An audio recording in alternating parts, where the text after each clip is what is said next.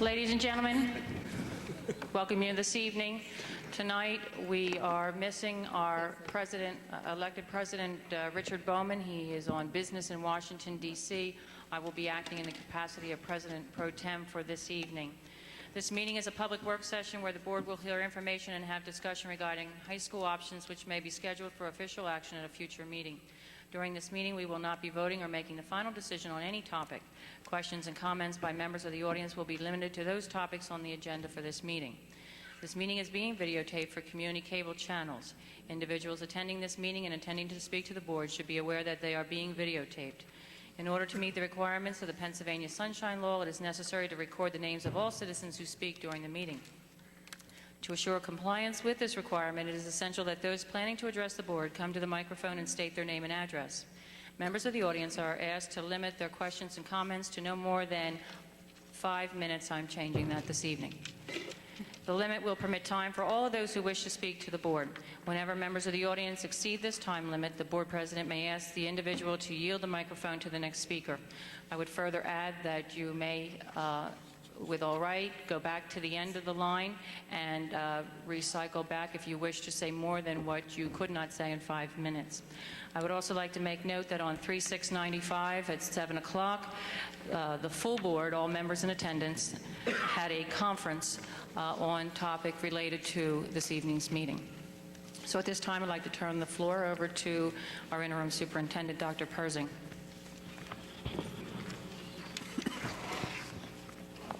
Thank you very much. In order to get this through, we will do it in the following fashion. First, I'm going to ask Dr. Fike to speak with you on enrollment and enrollment projections that he has done. And then following that, I'll place before you the 3 options that we're looking at. And then following that, as I understand it, it will either be questions to the board or a question to any of the administrators. Dr. Fike?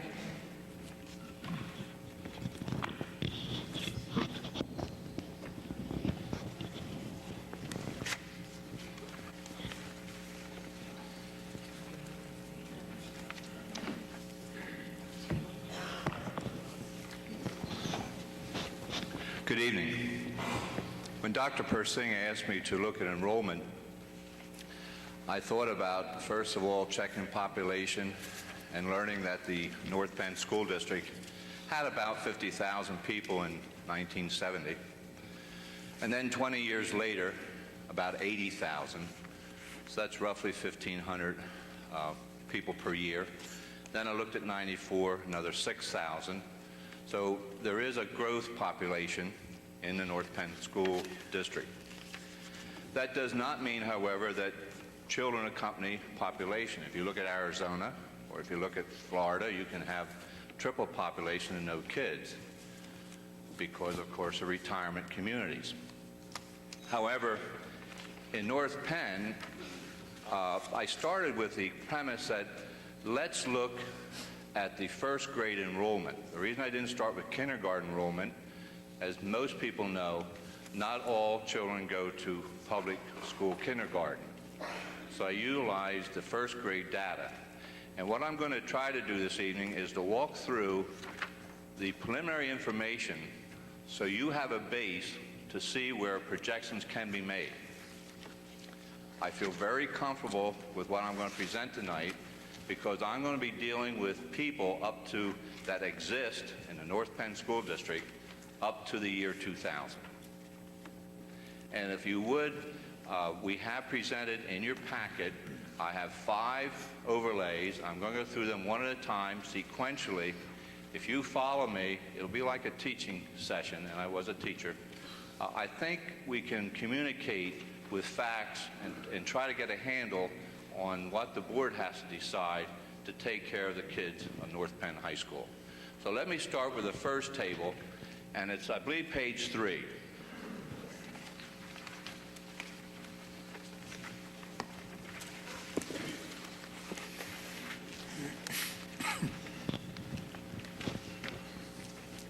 What you have, if you look at the year 1975, we had 775 children in our North Penn School District.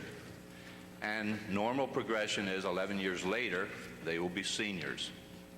And if you look at the 1986, we had 698 seniors, which meant we had 77 fewer seniors than started number-wise in first grade. I'm not going to go through every line, but I do want to point out some things that give you an idea of trends. If you want to drop down, you'll see that we had 66, 32, and then start in 1978, the first grade enrollment was 732, and we went to 742 11 years later. Let's jump down to 1982, which is more recent because they graduated last year. In 1993, we had 133 more 12th graders than started in first grade. This year, 1994, we have approximately 199 more 12th graders than we did in first grade. Now, how can that be? How can you have more people in the 12th grade than started in the first grade? Just think about that a minute. How can you have more seniors than you do first graders 11 years later? I'm not going to be facetious to think that 99% of us can't come up with that answer.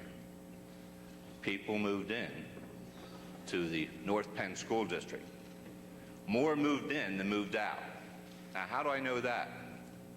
Not just by these numbers. The 1994 senior class has 666 seniors. In your mind, just stop for a second and say to yourself, how many of those 666 went through North Penn for 12 years? What percentage of the current seniors spent 12 years in the North Penn School District? Come up with a number in your mind. If you don't think you'd be fair to yourself, tell your neighbor and see how close you are. How many seniors of this year, graduating this June, spent 12 years with the North Penn School District? We did that. We actually went through every one of the 666 folders, and a big surprise, a lot of people, 43% of the present seniors spent 12 years in the North Penn School District. Now, how can you only have 43% and have that many more seniors? Again, there's growth in North Penn. More people are moving into North Penn than moving out. Those are facts. Okay? Now, the next thing that you want to do is to establish a base to find out the number of births that end up in kindergarten 5 years later. And I'm also going to look at with you the number of births that end up in first grade 6 years later. And I'm going to start with actual births. So your next table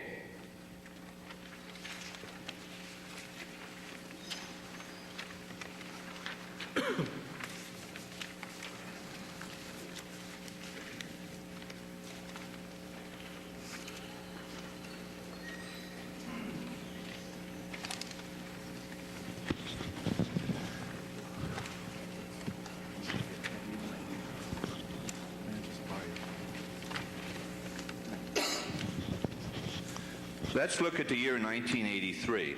I put the population there in thousands, 66,900.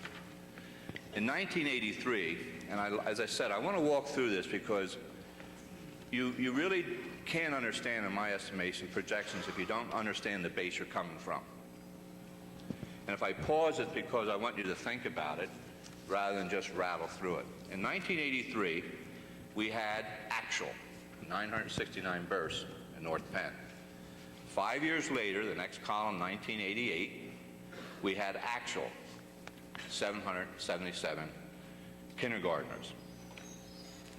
You hear what's the percentage of births going to public kindergarten? The figure 75% has been used, and I computed that.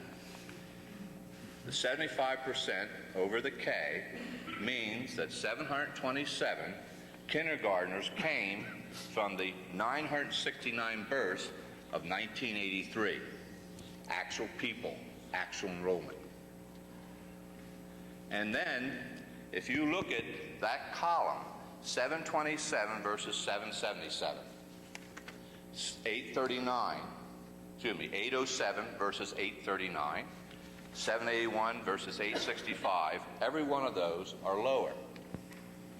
That tells you that number is too low to give you a fair projection. The next number that is used in studies is 78%. Let's see what that does to it. If you take 78% of 969 births, you'll get 756 kindergartners.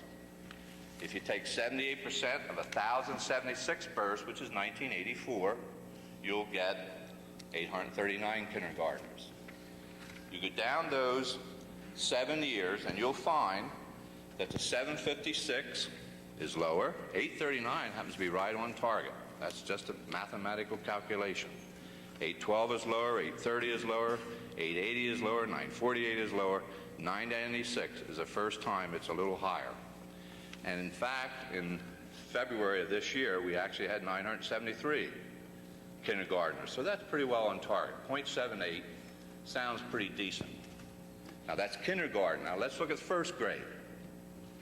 That's really the true picture because we get more first graders than we did kindergarten. Why? The non-public kindergartens come to the public schools. So you get more than 100% of kindergarten going into public schools. Doing the same thing, if you take 1983, 969 actual births, and you multiply that by the 7,500s to get the kindergartners, and then you multiply that by 107% to get the first graders, you end up with 778 first graders. And you do that, you can compare 778 with actual 903, 863 with 970, going down the line. Everyone's lower. So let's try the 78% of births to kindergarten and then 107% of kindergarten to first grade.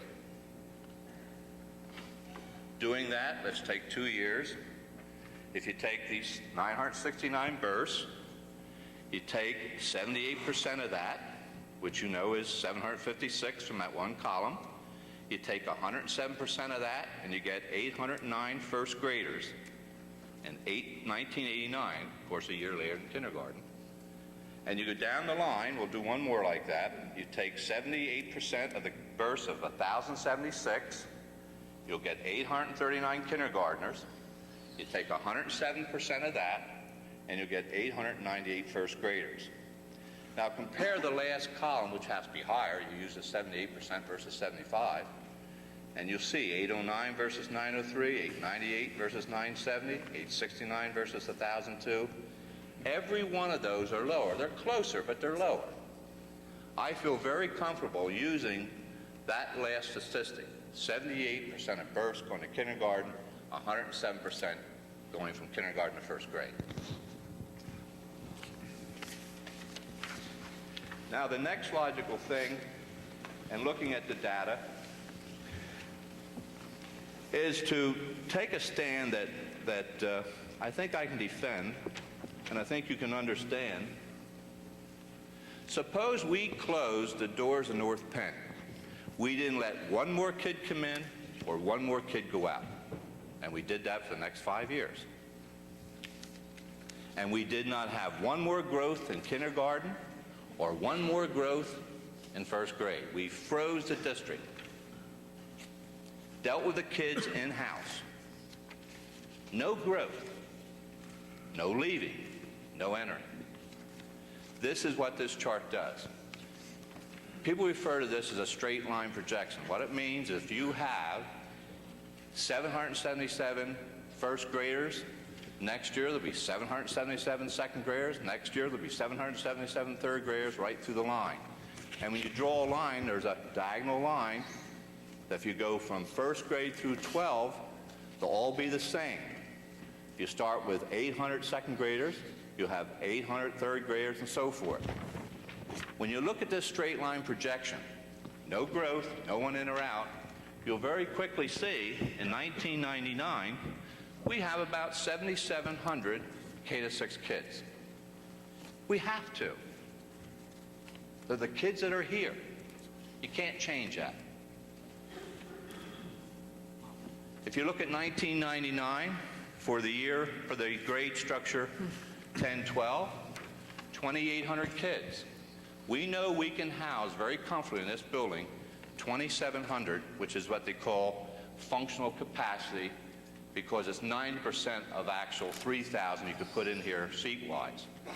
The reason we say that is it's virtually impossible whenever you schedule a building to use 100% utilization. I'm trying to point out around 1999, we have figures to look at that means we have a growth at the elementary, which will fill our elementary schools, and we have a growth at the 10-12, which will fill this school. Now, the next two logical things to do is using the base data, which I established with you, using 0.78% of kindergarten, 0.78% of birth to kindergarten, and 107% of kindergarten to first grade, I've projected actually to 2010. I'll say more about that. But I've made a projection, and that'll be our next chart.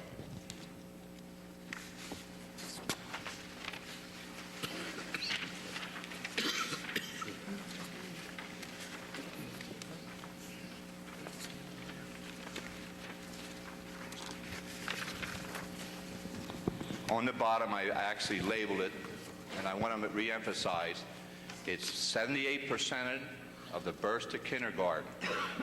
It's 107% of kindergarten to first grade, and I'm using the lowest projected birth between 95 and 204. I want to talk about 95 to 2000. The kids for 1999 are born. They're in North Penn. They will be here in kindergarten in 1999. They're actually living. The children that will be in first grade in 2000 are born. They're here. I feel extremely comfortable with these numbers through 1999 and year 2000. I'm not talking about projected birth. I'm talking about actual birth. I'm talking about a base that we just went over that I think has some credibility. When you look at that, you will find year 2000, again at 7,600, close to 77 for K-6, and for the 10 to 12, 3,200. You can look at the other grade structures. They're there for K-5, which means if you would move sixth grade back, you'd get a lot more space in the elementary. And someone also talked about what you could do with that space if that would happen. And you can see what happens at the 9-12. Of course, it's going to be higher. 9-12 and 2000 is 4,300. Now, the last part of this piece is to take, and you probably are following me logically, I hope, is to take 0.78 births to kindergarten, 107% kindergarten to first grade, and then use mid-range birth projections from 2000, from 95 through, say, 2004. Before I forget it, the figures that I have shown you tonight, and we'll show you this next chart, I am not about to tell you that I would hang my hat on 2004 to 2010. I don't have a crystal ball, but I do feel very, very comfortable that the credibility from now to 2004 is there because of the base we're using and the actual history of North Penn School District. So let's look at the last chart.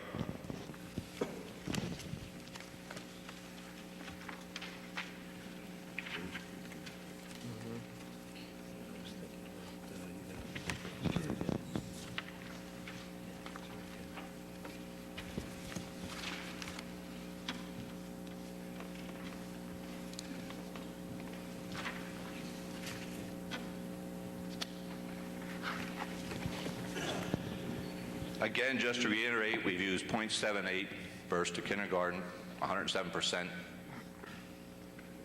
kindergarten to first grade, and we're using mid-range birth projections. You will notice, again, at the year 2000, 7,700, capacity of elementary is about 7,600. And we also notice 1012, 3272. We have what I call a red flag in building and enrollment. There must be something done in order to accommodate those children. And again, you can look at the K-5 arrangement and, of course, the 912 arrangement.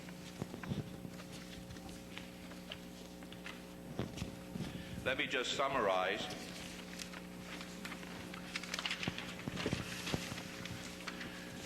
You have more students moving into North Penn than are going out. The population is changing, as we showed you with the senior enrollment now and what it was 11 years ago, and that's the last 6 or 7 years. The births of 90 through 94 are real, so I feel the projections, very strongly, I feel the projections of 99 and 2000 for first grade are accurate. The projection of straight line is minimum because we didn't provide growth. And in all cases, incidentally, I never put in growth for special ed. I have no way of knowing and no way of projecting, in my mathematical background, of projecting special ed. We must provide for special ed legally, and I think morally. I think North Penn happens to have one of the better programs in the county for special ed. I think that's evident because parents move into North Penn because of our services. And I want to reiterate, we should do that legally, and I think morally we have an obligation. They're part of our society, and we do provide for them very adequately in North Penn. The 2000 beyond projection are based conservatively because I'm basing that next to last table on low projection of birth. I happen to feel that if you have another 6,000 or 8,000 people moving into North Penn, you've got to pick up some more kids. But that's something for the board to look at. The 2000 to 204 figures are very realistic. And when you use those lowest birth projections, I think that supports realism. I think that supports something that you can say those things will happen. From there on, as I mentioned, they are, when you use a mid-range from 2000 to 204, they are also very reliable. I really believe that you can use the next to last table and go to the bank with it, so to speak. I really think that has credibility. Since the mid-range proves for the last 5 years a better projection for births, you could use that, and I still think it shows that 99 we have to make a decision in the school district to deal with a higher enrollment. I believe the message to me is that its growth has occurred, and it's going to continue to grow at least the next 5 to 6 years, and I really feel that these figures will help the board in this decision, and I hope you as citizens can glean over this, and perhaps if you had questions later on, we can answer them. Thank you very much. Dr. Fike, thank you. Dr. Persing, the floor is yours again.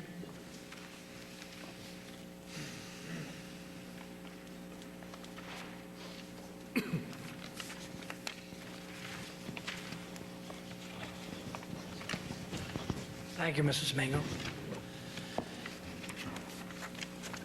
It's my pleasure to point out to you some of the options that the board has. These we believe to be the most viable options, and they are listed in the handout. The first, which is referred to as option A, means that we should expand North Penn High School, accommodate a school enrollment, student enrollment of 3,400, build a 14th elementary school. The expansion cost would be $30,000.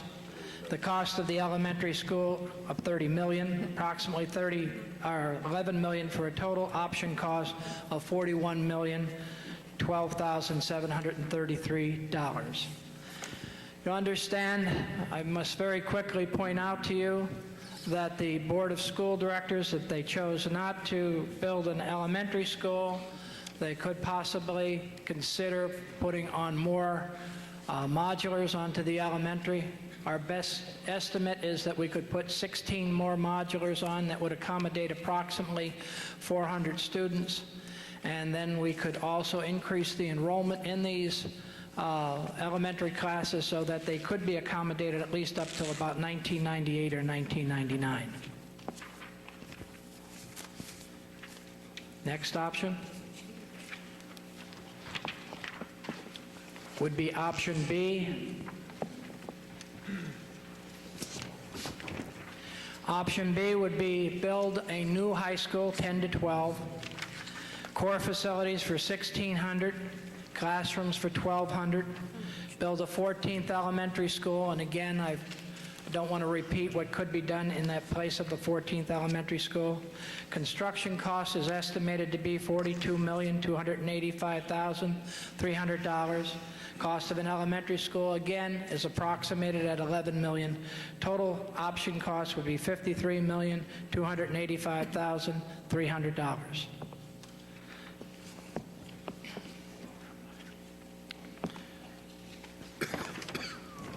Option C would be build a 9 to 12 high school, core facilities for 1,600, classrooms for 1,600. Total option cost $45,990,393. The reason that would be there is because we would go then to a K to 5, 6, 7, 8, 9 through 12 organization. And that, of course, we think would accommodate our growth up to about the year 2004. Final option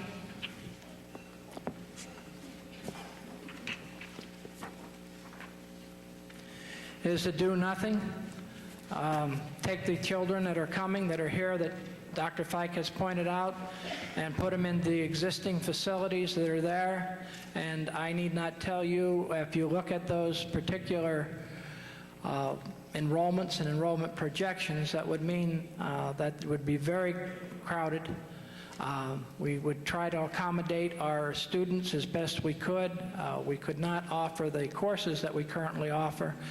We'd have a difficult time with special education regulations, but it's an option. Remember, make a decision to do nothing is still a decision. It's a decision to do nothing. So there are really 4 options there to consider.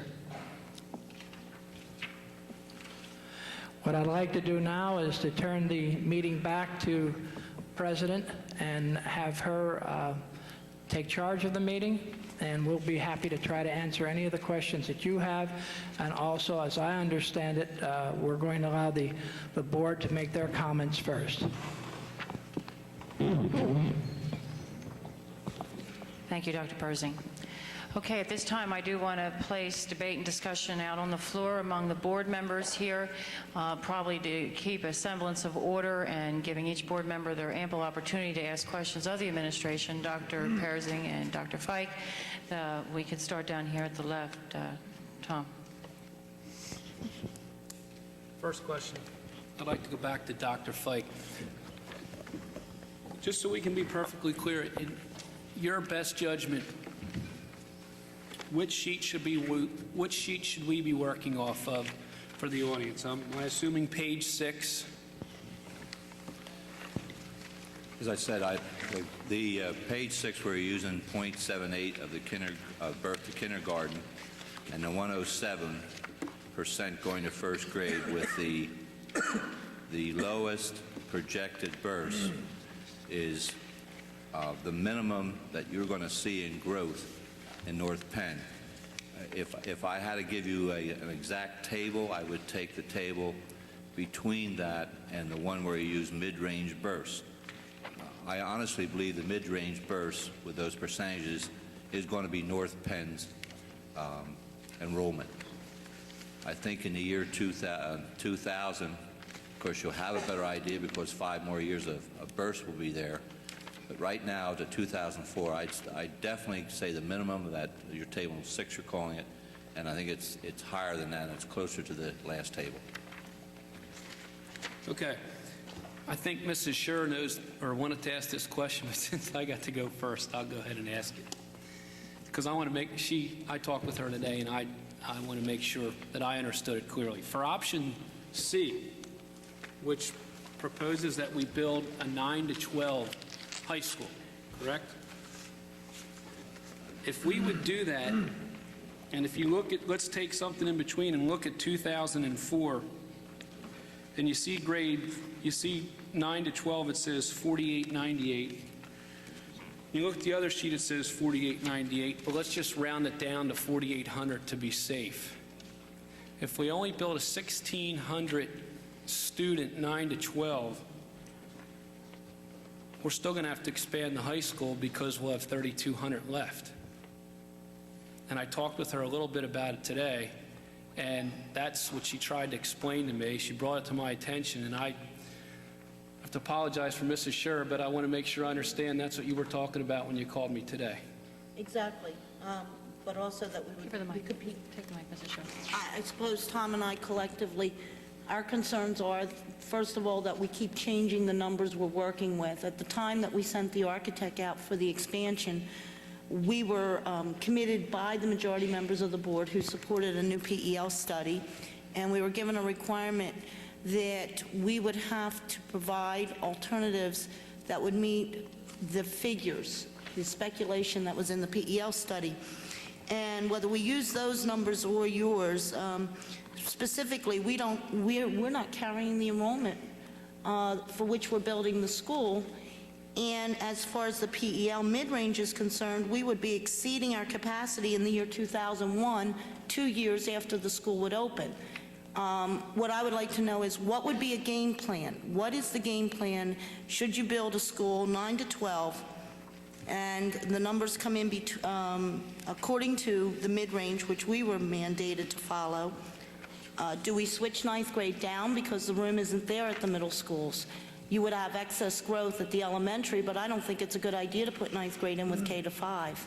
So I'm trying to figure out where this all falls in line with the projected enrollment numbers, and how this school, adding an additional 400 to the 1,200 student school that we originally planned, but dragging down 1,000 ninth graders, gives you a deficit. And I'd like to hear from the administration on how they expect to resolve that. Mrs. Scher, what numbers are you using so I can respond to that? Are you using the enrollment trends where we use the low-range forecast? Pardon me? What figures are you referring to that were over in the 912? Okay, well, your straight line exceeds at a different point the PEL mid-range, which we have on page 21, which is what we were working with up until last night. In all fairness, I did not use the Pell figure because there was some question about it, and talking to Mr. Kosh, he made those, at least by his statement, they were very conservative. And I talked to him after I did all my statistics. Let me just answer one question, if I can, Dr. Bursing. If, and this is my judgment, and I've talked to some administrators about it, if you find out that the enrollment in the secondary is higher than what you've built, my suggestion is when you build that secondary, you build it that you expand and take care of that. You're building for something up to about 2004. I think you'll find out in 2000 or 2001 at the latest, you're going to know your enrollment 3 or 4 years hence. I really believe it will be higher than the projections you had before, and I did not read your Pell projections before 94. I really think you should build the high school, whether it's expansion here or the new high school, with the idea you're going to expand again. You're going to need more space for 9 to 12 after 2001 that's in these figures. Well, you said that the PEL was very conservative, yet when it comes to our K to 12 enrollment, your numbers actually call for less students. And in fact, when we set out to meet the requirements of providing for at least 692 extra overflow at the high school, yours now basically indicates 592 or so students. 504. But see, I can't get excited. So yours are actually lower, though, than the PEL. If you're thinking about 6 or 7 years from now and you're only off 100, you know, that of a 13,000 by then population, you know, you're talking about 6% at the most error. That's not a big error, 0.6, right? Thank you. But that's not a large error. Continuing the discussion is that if the board is to decide to build and accommodate these projections, which go up to the year 2004 of 9 to 12 to 4,898, it's obvious that the board must consider utilizing this building at 2,800 and a new high school 9 to 12 at 2,000. So I would say that when you build the high school, if you do decide to build a new high school, I would suggest that you go back to what was originally recommended, and that is obviously a core for 2,000 students, because if these projections hold true, you'll need it. I need to add very quickly, we are being as cautious as we possibly can, making sure that we do not try to overbuild or recommend to you that we overbuild. While Dr. Fike is suggesting is that what we need to do is to get on with what we're doing now, and then 4 years, 5 years from now, make sure that the flexibility in a new high school or whatever arrangements you want to do can accommodate the numbers if they become reality. Obviously, every time that you go out in a projection, your best projections are 5 years to 10 years. Much beyond 10 years, it's very difficult to get projections. Anybody who wants to criticize studies beyond 10 years for population projections, I can certainly empathize and sympathize with. But what we're suggesting to you is try to be as cautious fiscally and as cautious economically as you can, while still trying to accommodate the growth that we think is inevitable with the live births and the people that actually exist in the school district today. Is that basically what you had, Dr. Fike? Yes. Okay. Yes. That's fair. I'll Go ahead, finish. Tom. I just want to conclude this round with, it would make more sense to me if those numbers we would use, that under option C, it would say 1,600 students with a 2,000 student core. That's what option C really should say. And I have no objections to that at all. As a matter of fact, especially with the letter we got last evening, thinking in terms of we were expecting to open up with a new high school in 1998. Mr. Breslin, the architect, just yesterday said that we couldn't consider having this new high school open by 1998. If that is the case, I see no problem at all making that 1,600 with a core for 2,000. Okay. I'd agree with you, Mr. Cummings. Okay, we're going to move the questions around to the other end. Mr. Weiss, do you have any questions? Let's clarify. Let's clarify, that's all. I have no questions. I've been following the enrollment trends and the population studies since 1991.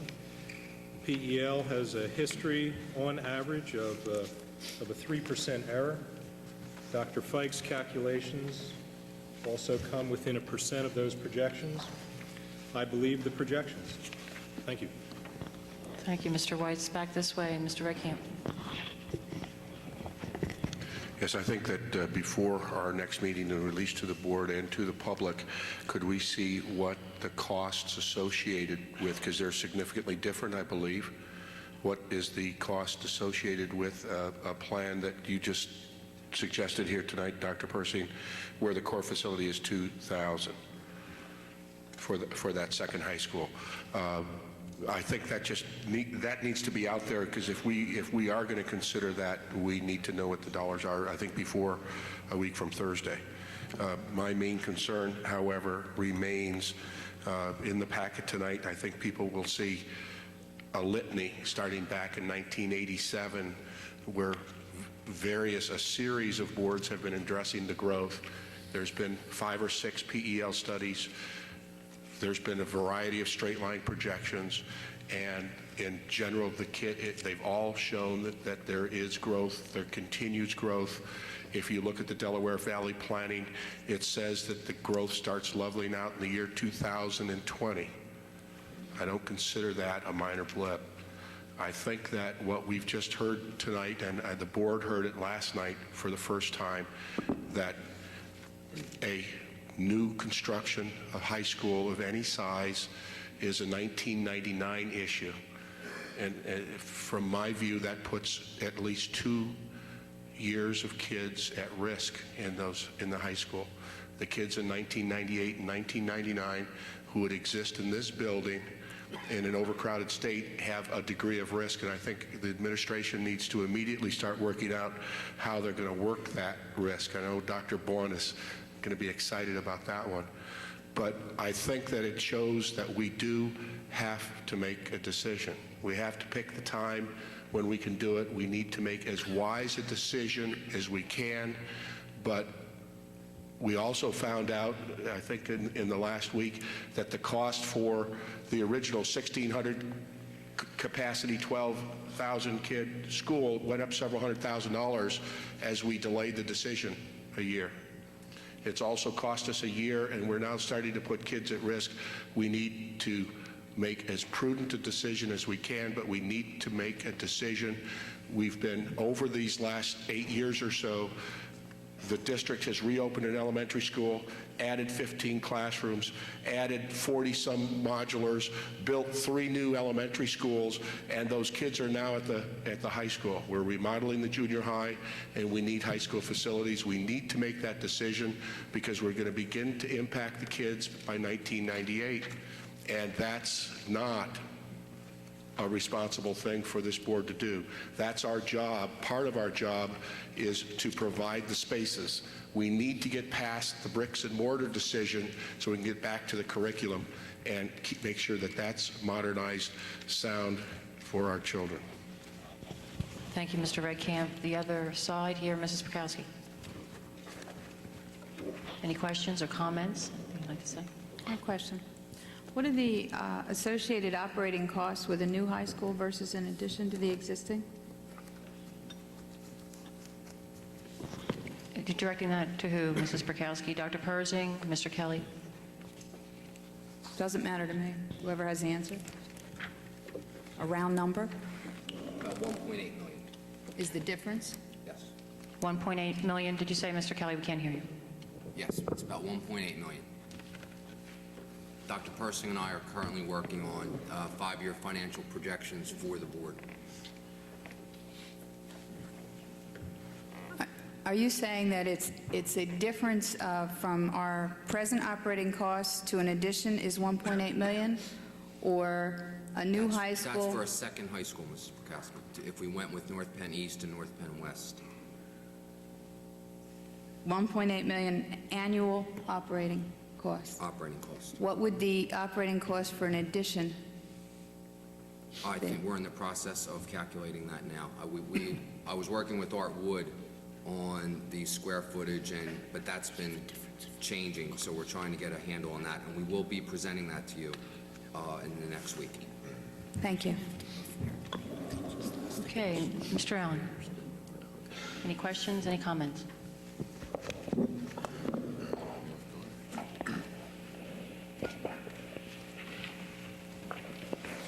Yes, I wanted to thank Dr. Fike for presenting to all of us a second independent calculation of enrollment as we see it, as we can project it, that used different numbers, different starting points, and different methods of calculations than the PEL studies. For those of us who either didn't believe the PEL or didn't want to believe, I think it gives us a second perspective. And what it does for me personally, it just says we have a problem. And I would agree that the time to do something is now, not more studies, more waiting. Because every year you're going to want to project out another year and you just can't do it. So I do believe it's time to make a decision. Thank you. Thank you, Mr. Allen. Mrs. Leahy. I would also like to thank Dr. Fike for his information. When we went out for the second PEL study, there was a lot of question as to their accuracies over the years. So certainly having an independent person come in and give us this type of projection, even though there are people who will never believe the projections, certainly this shows that another person has proven without a shadow of a doubt that we do have kids in the school district and we do not have the space for them. I'd also like to reiterate that if we go with the actualities, in the year 2000, which we already have the births, we will have 3272 children. That says that there will be no growth in this school district. And that we need to look at again. This is absolutely no growth in the school district. So I think people have to realize that these projections, even though they have a very low birth rate, do not account for any kind of people moving in. And we know that there's going to be people moving into the school district. So thank you again, Dr. Fike. Thank you, Mrs. Leahy. I guess I would go last, and as I look at the numbers, it's obvious that there's nobody up here on this board that wishes to do option D, which is do nothing. We obviously have to do something, but what I am having difficulty with is that I don't believe that we should make a decision separate and apart from a payment plan. And though, Mr. Kelly, I appreciate that you and Dr. Fike are working on a 5-year projection, I sense that this board wishes to make a decision before they have a grasp on how they plan on paying for it. Now, we have met in executive session on 2 occasions. On one occasion, some preliminary information was provided to this board that we are looking for a disastrous spring budget to be brought to this community, and it would be brought to us on April 11th. We are looking at an anticipated increase between, I believe, if I wrote the quote down correctly, 38 to 52 mils increase in this next budget if we go with a second high school. I don't believe that we should go ahead and vote on an option when the financial understandings and the payment plan is not in place. And you're looking at a March 16th date for a decision, but you're looking at an April 11th date for financial picture revelation. So I'm having difficulty with that, and I believe how we plan on paying for this purchase, regardless what option is picked by the board majority, needs to be carefully understood in terms of affordability. And affordability is going to, at least for me, it is going to impact my decision. And I can't separate this decision from the community pocketbook. At this time, we would certainly and look forward and welcome comments from the community. We have provided, one moment, Mrs. Scher, one moment. I think what we'll do, if it's okay, let's hear from the community, going from microphone to microphone, if you would line up, and then when the audience feels that they have said all they need to say, let's deliberate again as a board and then close the evening, if that's okay, Dr. Persing? Will it be fine? Okay, fine. We'll start this way. Please, we need your name and address for everybody. My name is Dorothy Curry, Concord Place, Lansdale, PA. It's been a while since I've addressed a board at a public school board meeting, but I felt compelled to come out and speak on this very, very important issue that's going to affect us not just this year, but 5 years from now. It's also going to affect us 25, 30 years from now. We are meeting tonight in the North Penn High School, built in the late 60s, early 70s. This building, and anyone can correct me if I'm in error, was opened for the 1971-72 school year. That's approximately approximately for 25 years that this building has served us in this community, and it has served us well.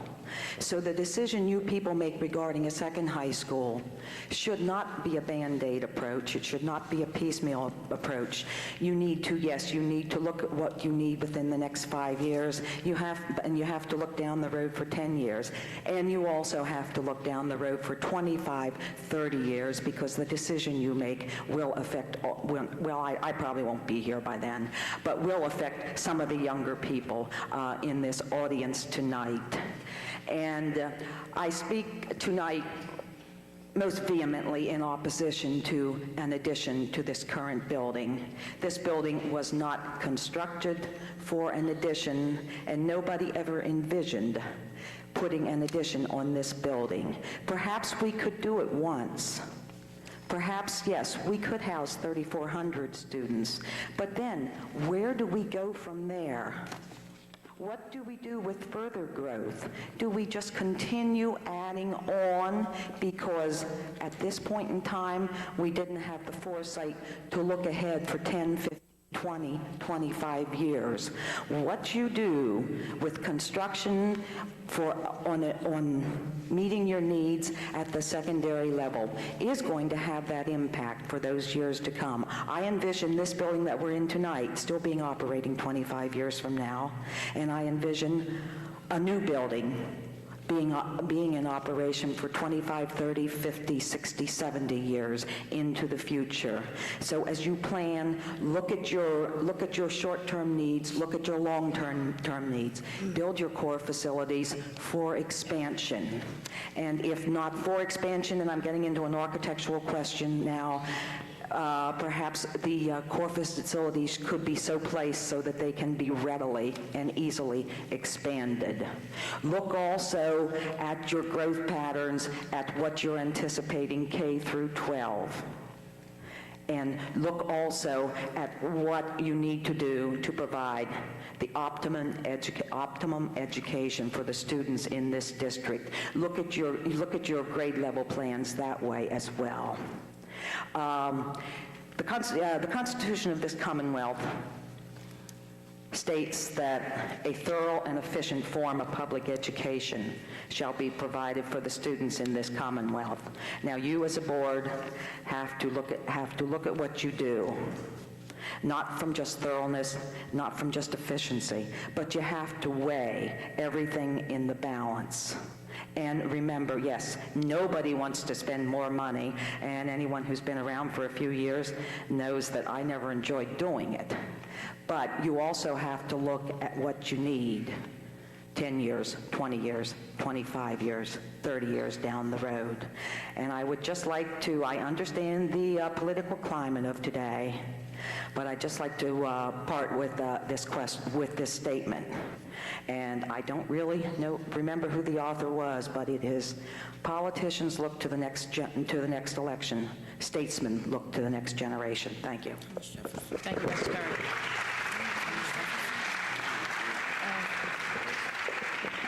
Ladies and gentlemen, just one point. I was remiss in not introducing this evening Mr. Breslin, Mr. Ackerman, our architects, on the projects and the options provided to you tonight.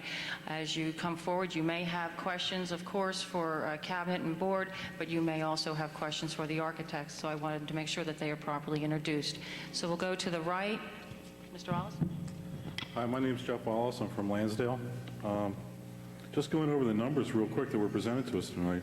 If we were to have a high school for 9 through 12, the new high school would have to be for in excess of 2,300 students, according to Dr. Fike's numbers. So that's something that if plans for a new high school are going to be looked into, that size will have to be addressed. Also looking over all of the proposed plans, none are coming without a price tag attached. So we can better understand the impact to each of us of each of the plans. What is the expected tax increase for the coming fiscal year without having any additional building construction? Is that a question or comment, Mr. Wallace? I'm sorry. That's a question. Mr. Kelly. We're in the process of putting the budget together now, but we're faced with trying to make up $4.6 million loss in assessment and assessment appeals. We're probably looking at somewhere between 25 and 35 mils. Okay, That's without anything else. is that the only expected increase in the budget for next year for taxes? While we're putting it together, that's what we're looking at right now. It could be higher, it could be lower, but we're in the Okay. process of developing it at the moment, and it'll be presented on April the 11th. Okay, thank you. Thank you, Mr. Wallace. To this side, Mr. Bailey? Yes. My name is Charles Bailey, live in Upper Gwinnett Township. I have a question and then 2 comments. I apologize for coming in late. You probably said this and I missed it. I noticed that your Dr. Fike's projection for the year 2005 for grades 10 through 12 is 3,654 students, and the PEL projection for the same point in time, grades 10 through 12, 2004, as published at the November meeting, was 3,392, some 260 students less than Dr. Fike projected, and I didn't catch why Dr. Fike's projection should carry more authority than the PEL projection. If I may have a 1 or 2 sentence response, then I'll continue. Well, I mentioned that I did not use PEL at all, and I walked through, were you here when I did the basis of how the projections were made using the kindergarten from births and first grade from kindergarten? What I heard you say sounded almost exactly like what I thought PEL said in November. Well, I took the averages of a 5-year span and then used from year to year. The reason my figures are a little higher is in talking to Dr. Kosh after my study was done, they were conservative. And I know one of the administrators was with me in that conversation. They gave a conservative estimate. I believe the figures that you have here are more realistic. They're based on data that I can justify because I used the actual burst and then I used the low burst, and I think those projections are, quite frankly, more accurate because the Pell was a conservative estimate. In their opinion, it was conservative, or yours? Did they say they thought they had that their mid-range was a conservative estimate? That's correct. That they thought it would really be higher? Is that what you're saying? That's correct. All right. Moving on to my other comments here. I don't understand. In the Plan-Con, you list 64 regular classrooms as having a capacity of 25 students per. And on the basis of that information, you calculate the maximum capacity of the present high school at 2814 students. I've gone and I've looked at the standard classrooms, and I see some of them set up with 35 desks, which is 10 more students per classroom than you say is the maximum physical capacity of the building. By my calculation, it looks to me like your building has the physical capacity to give seats to some 640 more students than you claim is the maximum capacity of the building. Additionally, my 3 children all went to school here. They've graduated. They tell me that study halls are held in classrooms, not the auditorium. Seems to, when I went to school, we had study halls in the auditorium. Seems to me like you could move study halls into the auditorium. There's about 200 students per class in study hall. If you move them into the auditorium, that would give you another 10 classrooms, which could have a maximum capacity of another 350 students. That means to me that this building has the classroom capacity for 1,000 students more than you say is the maximum capacity. Now, I recognize that in order to make use of that, you would probably have to enlarge the lunchroom pod, but there's vacant ground on 3 sides of it, and it seems to me like that would be a reasonable alternative to consider. So I don't understand why you insist on saying on calculating the capacity of this building on the basis of physical capacity for 25 students per classroom when you have some of them actually set up for 35 desks. Anyone care to respond to that? Go ahead, Dr. Fike. Yes, Mr. Bailey. Some classrooms would have 35, and you'd have study halls that would be more than the traditional 25. Give you a good example. Today, I came into the auditorium to see the setup and the arrangements for the projector. They actually had musical instruction in here because they must schedule this building probably 6 periods a day for some kind of activity. You could not have study hall here and when you're using it as instructional space. So the fact that some classrooms have 35 is true because study halls may have and do have more than 35. This auditorium could not be scheduled for study halls because we use it for instruction. So you acknowledge then that some of the classrooms have 35 desks in them, but you surely, still because want we to schedule more. You want to calculate the physical capacity of those same rooms at 25 students. Well, the 25 is a plan con the state requires, and they use 25 for a capacity. I understand that, but you're telling us that that the capacity of this building is 2814 based on 25. No, the capacity of this building is, with a special ed out, is it's 3150 with special ed, 3,000 without the special ed students. You must only allow 15 kids per special ed, and if you take 90% of that 3,000, you come up with 2,700. Is what they call functional capacity. Mr. Bailey, I need to ask you to relinquish the floor, but please, I know you have more to say. I wish that you would, but if we could just circle around, I need to go to the right. Thank you, Mr. Bailey. Mr. Sherpinski. Thank you. Vince Sherpinski from Talmenton Township. Looking at the enrollment projections and the current capacities and doing some quick math, I believe that 10 years from now we're faced with about 300 to 600 excess students. Looking at the options that are put forth by the board, first looking at option B, building a 1,200 student second high school. I believe that option is not too viable.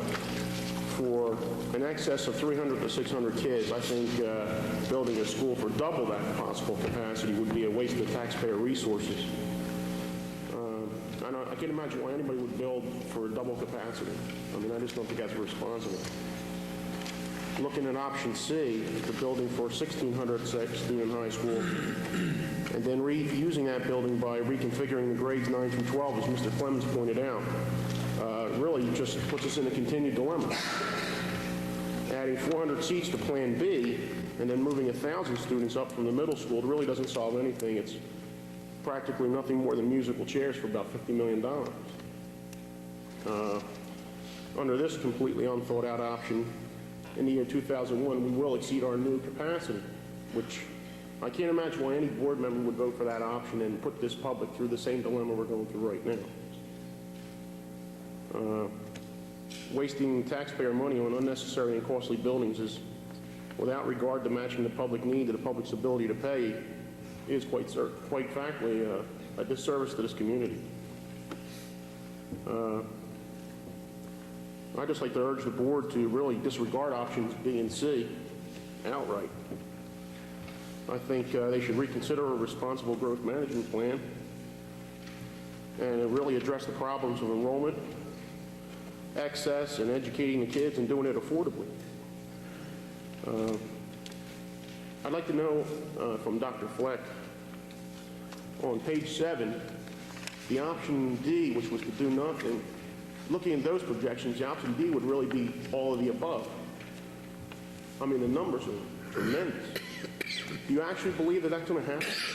Yes, I do. If you look at the year 2000, we're going to have 14,433 kids, or if you want to look at a little bit more conservative, 14,386. That's over 2,000 more kids will be here in 2000. They're born. They're in our system. They will be in this school system. How do you accommodate for 2,000? Well, the board has some... You said you wouldn't hang your hat on anything past 2004 because that's the numbers we have today. I mean, we can project that forward. That's and use correct. I said percentages for averages and retention rates and whatever you want to use. I just think that page 7, I mean, where do you get the smoke and mirrors from? I have no clue how you got these numbers. I mean, they're just phenomenal. Well, I described exactly how they were developed from the Burst to 99, which takes care of first grade, 2,000, actual burst. And from then on, I use the experience that we've had the last 11 years in retention, and I think they're very factual. Well, and I'm only projecting 2024 based on solid data that we've had in this district. I understand that. Okay? I understand it. I think my point was, I mean, looking at chart 7, I have to say that you configure these figures and say that enrollment's just going to grow constantly and it's never going to recede. I mean, I think if you look over the history since 1970, you'll see that it's pretty much up and down type of thing. And yes, it has grown a lot recently, but I mean, these numbers don't show any recession at all in any of the number areas. Not to 2004. Well, no, I can't beyond go that, beyond you did that. 2010. Right.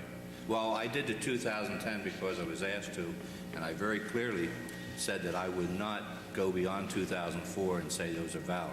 I just used the same procedures. I think 10 years would be my limit as far as what I can predict and feel comfortable with. Well, I would urge the board to use that and, configure what they're going to do on a 10-year projection. 10 years gives you enough time to make adjustments if things change. And that's what I'd like to urge the board to do. Thank you. Thank you, Mr. Sierpinski. To the left, Mrs. Fennell. Frances Fennell, Lansdale. I find it ironic that after Mr. Reckcamp's comment 5 to 6 times PEL studies have been done, we have now wasted all that money and we're now going on an independent study. To me, that's more wasted money. Why wasn't this done before? It continues to amaze me every board meeting I come to. There's more money that seems to be wasted. My second point is I'd like to know how many bids were sent out for the construction of either the new high school or the addition onto this high school. How many bids were sent out to architects to bid in on this job? Gentlemen. Bids for architects? How many bids were sent out? Was there anyone besides these gentlemen here that were offered a bid on building of the new high school or addition? If so, how many? Well, I better bow to Mr. Wood or someone else because I was not here when that selection was made. In our initial review, as we chose architects, we met with 3 different firms prior to picking the Breslin firm. Were there any closed bids done on this, or it was just talking over the table? Individual percentage fees were discussed with the board as they interviewed the architects, and this is the low. Mr. Breslin's fee was the lowest fee. That also amazes me. I've never seen a project of this size not be done with a closed bid process for somebody that's spending the taxpayers' money. In the Commonwealth of Pennsylvania, I don't know of any school district out of 501 that has ever bid architectural services. Well, we should have set the example maybe on that. My second point is these figures that are the costs on these buildings are about as inaccurate as some of the other material we're getting. They are the shell costs of the schools. What I'd like to know is estimated, projected, whichever word you'd like to use, final cost on these schools. That includes the exterior, the interior, the staff, the furniture, the support staff, secretarial, janitorial, buses to take these kids to school. None of this is enclosed in here. This is a shell projection only, which is a very unfair projection to put out to the general public and expect us to make a decision or back you on something that is not fully documented. So I'd like to know an estimated final projected cost on all 3 of these plans where everything is included. Does anyone have that information, being that we are 10 days away from the deadline? Gentlemen. At this point, Mrs. Fennell, that's what we are still working on that. There have been so many plans. I have any number of figures. We're trying to match up these figures with what the board wants, which options they finally want to go with. I can tell you from a debt service standpoint, from either $30 million up to $50 million, the debt service alone will be between $1.8 million a year up to $2.7. That's operating expenses. That could be anywhere from 10 mils up to 16 mils, just in debt service. But that would take care of the desks. That would take care of everything except the buses. But what we have to consider here as a district, we're going to be growing every year. We can't just look from now and jump up to 1999 and say, this is it. We have to go with our student projection. We will be adding staff every year. We can't just go from here to there without looking at the whole chain, the whole number of years. That's understandable, but I think And an that's what we're trying to do for you. We're trying to do that for you. For this building opening, an estimated final cost, I think is due to the taxpayers of this community. I'm not worried about the year 2004. I'm interested in an opening projected cost of this building. And that's what we're interested in. And when I say the number of years, I'm saying from now up to 1999 when the school opens. Okay. Okay. Now, one more question about curriculum. Being that the 10 days, we have 10 more days till the 16th, or not even 9 days, has anything been decided on curriculum for this new high school? Dr. Fiker-Persing? What will be decided will obviously be incumbent upon the board to agree to, but the projected curriculum that we're envisioning is going to be one that's going to be similar, if not exact, on both high schools. So that if we were to offer calculus in one, we'd offer calculus in another. We'd offer advanced placement chemistry in one, we'd offer advanced placement chemistry in the other. I think it would be imprudent on a board to decide that they're going to have two high schools and in any way differentiate the curriculum. I agree. I just think with all the rhetoric that has been going on, and yes, it's time to make a decision, but no decisions are final on this board. I mean, nothing has been decided, and we have 10 days, yet we've heard all this talk that we have the answers, we know what we're doing, it's time to move on, but yet no final answers are forthcoming with 10 days on the deadline that Dr. Pershing has put in. I find that hard to believe and very unsettling. Thank you, Mrs. Fennell. To the right. Madam President, Please. just let me make a comment so no one goes out of here with the wrong impression. Certainly. The independent study is not paid by the board in addition for my salary. I probably spend 20 to 25 hours, weekends and evenings, and it's strictly what I feel has to be done as part of my job, but there's no extra remuneration, and the board did not contract me for that. I understand that, and I thank you for your time. I understand to put in. I just wish it would have been done before 5 to 6 PEL studies were paid for. Even if we had to pay you to do these studies. Next time around. And good points on both sides. Thank you, both parties. Sir, if you would. Yes, good evening. My name is Brian Joel Barr. I live in Montgomery Township. I've been living in Montgomery Township since 1971, the first year of North Penn High School. Since 1971, you've seen a lot of growth in our area. We've turned an airport into Airport Square. We've turned farmland into a mall. What that has done is create jobs. When you create jobs, you have people coming to the community. When people come to the community, you have families. We have not built in this high school since then. We do need a new high school. Personally, I'm a school teacher for the Camden City School District. I have not been able to get a job yet here at North Penn High School. So I personally would like to have a new high school built. Okay? Okay? So I do have to wait a couple of years. If the school is going to be built in 1997, I hope it will be. But I'd like to continue to live in this area. I cannot raise my family moving away to Camden. I don't have a family yet. I don't have any children yet. I have to wait. But in order to wait, I have to make sure that the high school is going to be built. Okay, I'm willing to wait a couple of years. I don't want to move to South Jersey. I want to stay here the rest of my life. Why do I want to live here? It's a very safe area to raise a family.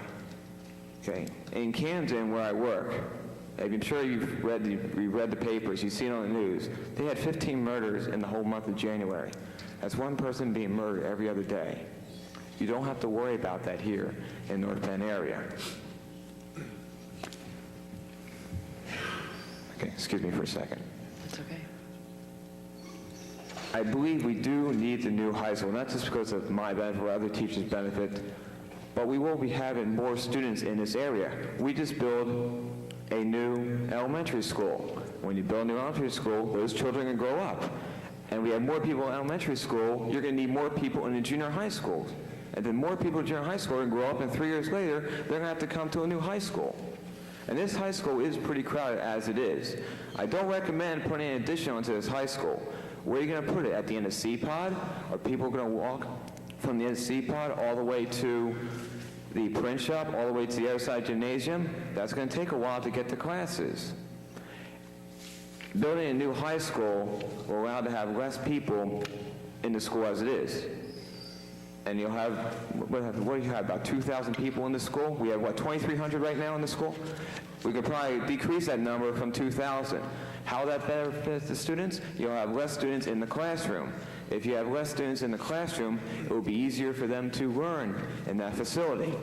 And also be a lot easier for the teachers to be able to instruct their classes as is. So I hope you do make the decision and build a new high school, and hopefully that'll be done in the next couple of years. Because this school district is expanding. It's not going to stop. We have expanded in the last year with 2 new developments. One, Pine Tree Ridge off of Cowpath Road, and the Orchards off of Upper State Road. You will have more people in this school district. It is a great place to raise a family. I hope I'll be able to raise my family here, but I won't be able to do that. Yes, taxes will go up. That is going to happen. But you also have a better quality education. Now, how can I say that? I've also substituted in other school districts, not North Penn, but other school districts in Montgomery County and in Philadelphia. And I never realized this as a student in North Penn when I graduated in 1984. But North Penn has so much better facilities than other school districts. Why? Because we were able to put the money into the school district. So let's put the money into a new high school. This high school has existed for 23 years, and it will still exist for another 50, 100 years. But I think by building another high school, we will be able to make this school district a lot better than it is. Okay? Thank you for your time. Thank you, sir. To the left, madam. I want to let you know, can you hear me? I want to let you know that I'm all in favor of building a new high school, and I want you to vote now on this issue to start some solution on its way. The burden lies with you as the elected school board to solve the problems in our school system, such as the teacher's contract, the vacancies left by past administrators, and the bursting population growth in our schools. By voting on the high school now, you take a giant step in regaining confidence in this school system. As citizens in North Penn, we all have a responsibility to ensure quality public school education for all students.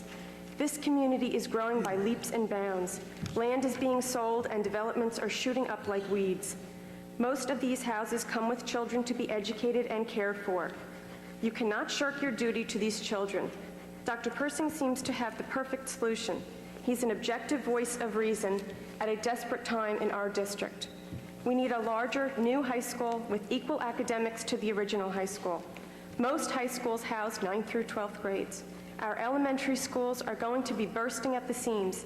Some already are at that point. The newest elementary schools were not built to hold huge numbers of students, and large numbers of students are registering for kindergarten for next year already.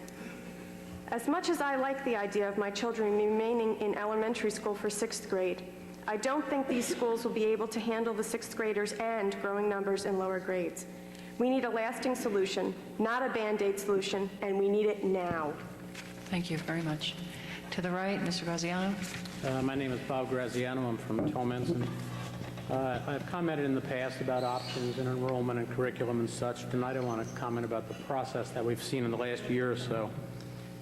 It was stated earlier that the high school options were discussed at a conference in closed-door meetings last week and again last night. Based on the fact that a vote on the high school is being placed on the agenda, the discussions held in those closed-door meetings will eventually resolve into official action. I'd like to read to you the section on conferences from a January '94 booklet from the Pennsylvania Department of Community Affairs called Open Meetings, Open Records, the Sunshine Act, and the Right to Know Law. The section is conferences. Conferences are another exception to open meetings found in the Sunshine Act. Conferences are defined as training programs or seminars or any session arranged by state or federal agencies for local agencies, organized and conducted for the sole purpose of providing information to agency members on matters directly related to their official responsibilities. Deliberation of agency business is not permitted at conferences. And then there's a couple of court cases which I won't read from. While the Sunshine Law clearly requires that deliberations leading up to decisions take place at public meetings, an attempt is sometimes made to distinguish between deliberations leading to official action and discussion sessions or briefings on municipal issues or concerns. For example, a municipal manager might in private brief members of the governing body about a drainage problem in the community. Some solicitors have held that such a briefing can be considered a conference and not violate the Sunshine Act. There is little support for this position in the Act itself, since the definition of conference definitely states they are to be training programs or seminars sponsored by state or federal agencies. Municipal officials certainly have a duty to be informed about problems in their community before they reach the point of actual official action. However, it is dangerous to try to justify briefing sessions or information gathering sessions as conferences and conduct them in closed meetings. Most of these issues will eventually resolve into official action of some sort.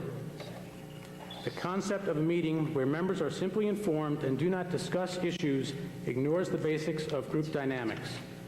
Members are all too likely to ask questions, pose possible responses by the municipal government, and debate various courses of action. The court decisions cited above do not provide any support to the theory that so-called informational sessions are anywhere authorized as closed meetings by the Sunshine Act. Again, this comes from the Pennsylvania Department of Community Affairs.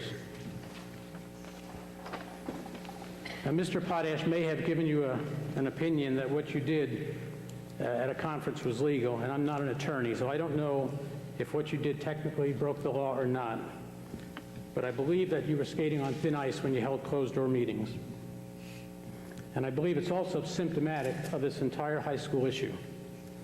Instead of doing everything in your power to get public consensus, you seem to be doing everything to create division. You turned down a referendum, you've cut off questions during the audience of citizens, violating your own board policy rules, you held questionable secret meetings, you haven't released all pertinent data or released numbers that keep changing, and you have scheduled a critical vote 1 week after a new proposal is introduced and right before releasing preliminary budget figures, which now appears to include a huge tax increase just to maintain the status quo.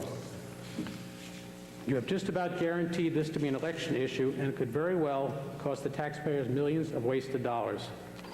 I admire your desire to serve, but I believe that you have done public service and education in this community and injustice with this process that we've seen. Thank you. Thank you, Mr. Graziano.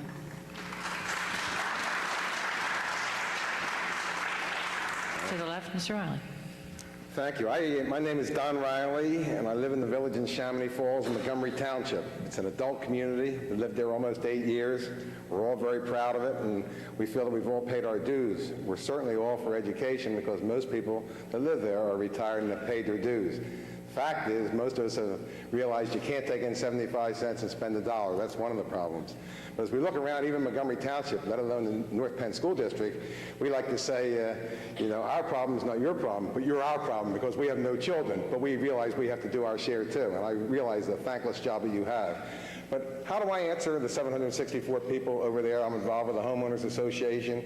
And they say, Don, when we went to school, they had 3, 4, 5 stories. They could walk up a couple stories. Now they spread them out. They can't do this. They can't do that. And the last few years with all these new homes here, the tax millages should have been going down. The last few years, it's been going up. What's it going to go up? 100 mills? The school district's going to go bankrupt, and they're going to bankrupt us from our homes, and we're going to have to move. So these are all good, decent people. And we're decent citizens, and I wish that our thoughts would be taken into view too, because the problem is not that we don't want a new high school, but how do you pay for it? It's my understanding we're $100 million in debt now, it could be 150. So God bless you, and whatever, I hope the best decision comes out for all. Thank you. Thank you, Mr. Riley. Okay, to the right, Mrs. Lynch. Yes. Hi, Alba Lynch, Montgomery Township. I just want to tell you, this is deja vu. 2 years ago, I was here rooting for a second high school, okay? For the large second high school, which was costing us $15 million back then. I had my kid come up, just like those little kids are coming up, to speak and to go in favor of the second high school. And then that didn't go well. What the task force had recommended, that didn't go well. So next thing you know, we have a smaller high school. So we packed that room up. with parents that were in favor of the second high school. 8 board members voted, except for Mrs. Mangle, and we thought it was a done deal. So then the board, not the board, but the administration, I guess, decided to take out a 1-year bond of $25 million. And out of that $25 million, $17 million of it is gone. I want to know what happened, and that was supposed to go towards the second high school project, okay? Mrs. Lynch, that was not to go toward the second high school project. If you had been here at the meetings, that was a proposal that was brought to the board by our financial consultants, Public Financial Management, in order to invest the 92 bond proceeds for a year. So we just keep reinvesting, refinancing, I should say, every year? What they suggested was that we would invest the money at 5%, and this loan that we took out from Emmaus, we would pay it back at 3%. What it turned out is that the district realized a profit of over $200,000. PFM was here and they tried to explain that to everyone. I know it's very confusing. It is very confusing, because a lot of people thought that the money was for that. Anyone who was at the meeting, they were here at the last meeting, and they tried to explain exactly what happened, as they had done when they came and presented it to the board. Okay, because thank that you. was presented at a public meeting. Thank you, Mr. Kelly. However, now we're back to square one again with the second high school issue. Now, this second high school, smaller high school, is going to cost us $15 million again, and that's not including staffing it or anything else. And then we also, if we don't go with the 1,600 students, if we go with the 1,200 students, we're going to need another elementary school. We built 2 elementary schools, 3 total. Thank you. Why did we not expand it so we can have the capacity for the growth? I mean, that was just a year ago. My daughter's in Bridle Path, and it's filled to capacity. And you go back and you should see how much property is back there. Why didn't you plan that correctly to begin with, so we wouldn't be in this bind that we are in today? I mean, is this political, or are you really looking out for the children's best interest? I don't understand it. Every 2 years, this second high school rears this ugly head. And we're chasing this second high school, and you have groups and political groups all over the place rooting for the second high school, and they're just going to fall flat on their face like every other groups that have emerged. And I think enough is enough here, okay? And I want to know, before we go and decide on anything with this second high school, how you plan on bringing down the deficit. Because let me tell you, people around here will not be able to afford a $50 million second high school. And on top of this, we didn't even settle our teachers' contract yet. What are you going to do then? You're telling us we don't have money to give to teachers. So where are we getting this money to build a $50 million high school? Excuse me, unless something is wrong with me here, I don't know. Thank you. Thank you, Mrs. Lynch. To the left, Mr. Rowan. Bill Roman from Upper Gwinnett. I've recently been informed by a senior administrative executive from a school district north of here that the state of Pennsylvania reimburses a school district for 40% of the basic cost of a new school building. But as non-basics, or frills as he put it, are added to the school, that percentage will drop. My question relates to his statement. One, is it true? And if so, what is the percentage reimbursement that the state gives to us for our facilities? It seems like tonight's my night, Mr. Roman. It's the nature. Yes, that is true. If you look in the budgets, there's a line item under revenue called rental and sinking fund payments. That represents the money that the state does contribute back to the district for construction projects. Off the top of my head, the Montgomery Elementary School addition, the state reimburses us, or they said that they would reimburse us 36% of that project. But that's not the full formula. They give us 36% of the project, but then they times that by our market value personal income aid ratio, which is 19%. So we're actually getting 20% of 36%. It's a complicated formula that the state has.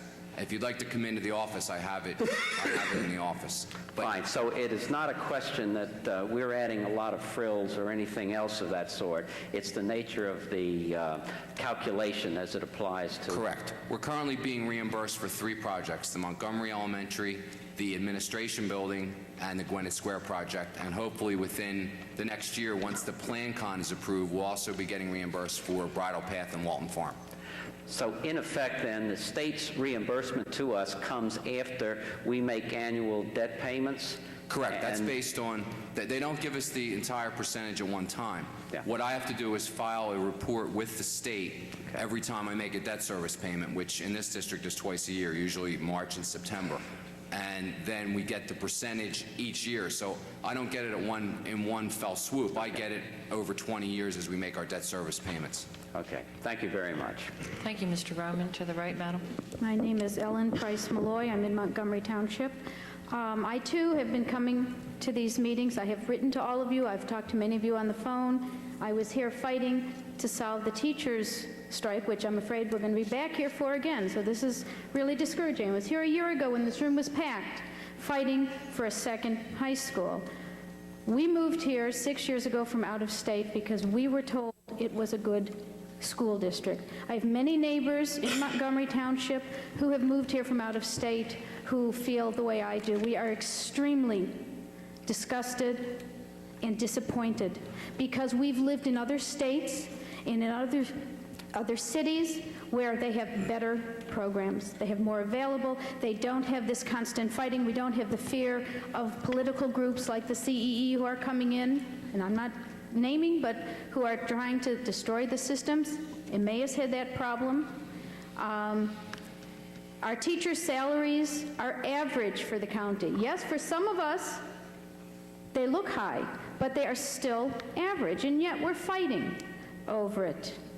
Our school is overcrowded, and yet we're fighting over it. Statistics show that the more people we put in a space, whether it be students in a school or people in an inner city, the more violence increases. Educational research shows us that the 10th, 11th, and 12th grade system proves to be the best, especially for 10th and 9th graders. It cuts out a lot of additional peer pressure, and it gives them a chance to improve their own self-esteem and to be more important. Larger schools, the average child, which unfortunately most of us are average to above average, get lost in the shuffle. The lowest and the highest do well.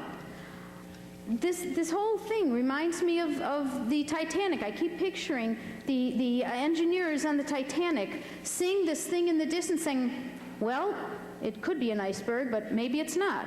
Maybe it's not too big. And so they called up 5 different engineers, and each day they did a new study. And each day as they did another study, they got closer and closer to the iceberg.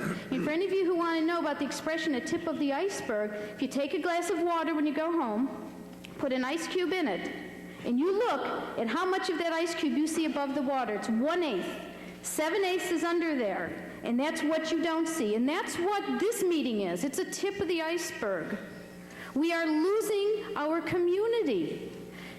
I won't even tell you because I think you know what happened on the Titanic because they couldn't make a decision. And I feel that this is what's happening in North Penn. Our schools are overcrowding. We have elderly who have true concerns. And yet what they don't realize is that unless we have a good school system and unless we continue building good parks and recreation programs for everyone, from the infant up to the grand and great-grandparents, the community has nothing to offer. And the schools need to have a partnership with the community. We need daycares for elderly and for children. We need programs to allow elderly to come in and swim and exercise in the gyms. Right now it's scary. And I invite, if Dr. Bond doesn't shoot me, anyone who is against a second high school, come up here. Come during the change of class, but wear a helmet for protection. You know, look and see. Look in the cafeteria. Try to find a seat. Worse, try to find a parking space.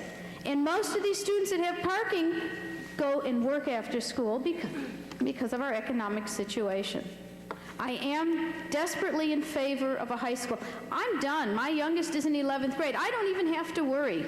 But I'm a member of this community, and I want to be proud and say I live in North Penn, and it's a great community, and I certainly cannot say that right now. Thank you. Thank you.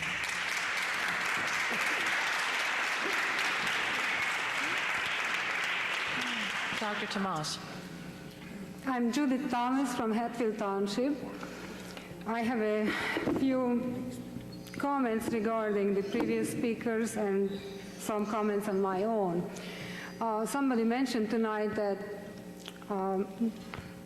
there is brand new information coming up 10 days before the deadline. The deadline was 4 years ago. In 1990, already there was a vote regarding the second high school. We are back.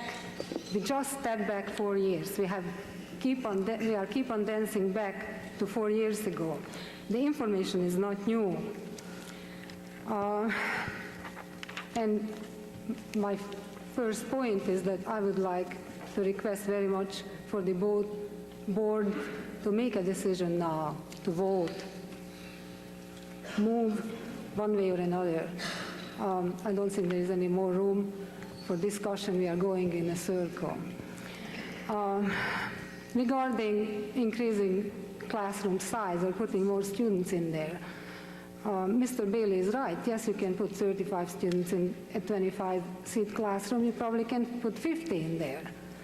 Or 80, why not? Physically, yes. How much they are going to actually absorb of what is going on in the classroom is another matter. It's not just a matter of number of children in there. And I was hoping that somebody will bring up the issue which we heard so many times in the past regarding some of the older people who went into a one-room school, or maybe there were 2 classrooms, and they graduated and they grew up to a ripe old age, and they are enjoying life now. And that is true, but that was in the past. That was 50 years ago. We are looking toward the future.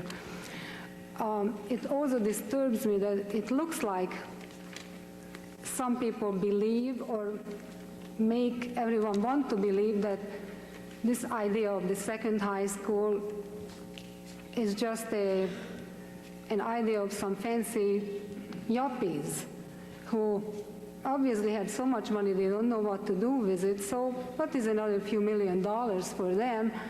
And they want the best for their children, and they don't care for anybody else. But I would like to point out that we are lobbying for public education, which is going to be and is available to the public, to every single child in this community. We are not lobbying for a private school. And maybe it's not apparent to some people who don't have children or whose children are grown now what is the use. So why do they have to have such good education? They just go to school, get some kind of an education, and they make up for it later. I think there have been a lot of emotions brought into this picture at previous board meetings, which are also disturbing. Somebody at the last meeting came up here with the American flag, appealing to the emotions of the crowd because it is, it came down basically that if we are going to build a second high school, this is going to be the demise of this country. And I feel that this is using the American flag and using this idea. I also would like to mention that despite my heavy foreign accent, I am an American citizen. I have been for 12 years, and I have lived in this area for 12 years, so I think I have the right, as much right to speak here as anybody else, not that anyone questioned it, but so the American flag is not going to help us in the future. It didn't help us in the past. This person also talked about his father in the Second World War. The American flag is not going to protect us in the war. We won the Second World War because we had an atomic bomb. Not that we are very proud of it, but that was high technology because somebody went to school, some person or some people, where the teachers actually reached him and inspired him. There are elderly people who enjoy the modern technology. the results of a lot of research. Dr. Tomas, may I ask you to circle back around if you feel you have more to say? And please do. Please feel welcome to do that. And I'm going to go to the right and then back to left again. Thank you, Doctor. Mrs. Krieger. Sharice Krieger from Montgomery Township. Welcome, everybody, to the latest episode in the saga known as North Penn Grows. If you'll humor me for a moment, I recall the Task Force 2000 student plan. I recall Dr. Elko's smaller 1,200, 1,600 core facility plan. There's been rumblings about a Penmont plan, and now here we are again discussing an item which I recall was already voted on by the previous board. Was the vote not 8-1 for the facility that is now in the PlanCon in Harrisburg? Was the facility that was voted on by the previous board 8-1 the 1,200, 1,600 core facility? I believe so, Mrs. Krieger. Okay. So what are we doing here? We are here tonight, once again, trying to figure out a quagmire of statistics with missing components, financials, curriculum, drawings of the facility would be really nice to see. I have never in my life attended a facility development meeting where the architect has not been required to present to the community what the actual building is going to look like, so that people can visually get an idea of what to expect, or better, what they're being asked to pay for. Now you're asking us to embrace maybe the 1,600, maybe the 2,000. Dr. Persing and Dr. Fike don't have a problem with either one, knowing full well that they can't guarantee us anything past the year 2004. Ridiculous. In this plan, I don't know if anybody's noticed it, on the last page under advantages and disadvantages, under advantages, the third item reads savings in extracurricular, coaches, uniforms, referees, travel, etc., resulting from reductions by not implementing comprehensive programs in 3 middle schools. What does that mean? Are you cutting extracurricular activities for our junior high kids in order to do this facility? I won't stand for it as a parent. I don't think any other parents will stand for it. And I'm not going to embrace a $60 million facility before I know what I'm being asked to pay for. One last question. Since the referendum was refused, when can the community expect to have the Act 34 hearing on this facility, whichever one it is? Dr. Persing or Wood? I think when the decision is made, I'm not quite certain, but I think that has to be within 60 days. Is that right, Mr. Breslin? The October of 1995 would be the scheduled Act 34 hearing. October? October of this year. October of 1995. So what's our hurry tonight?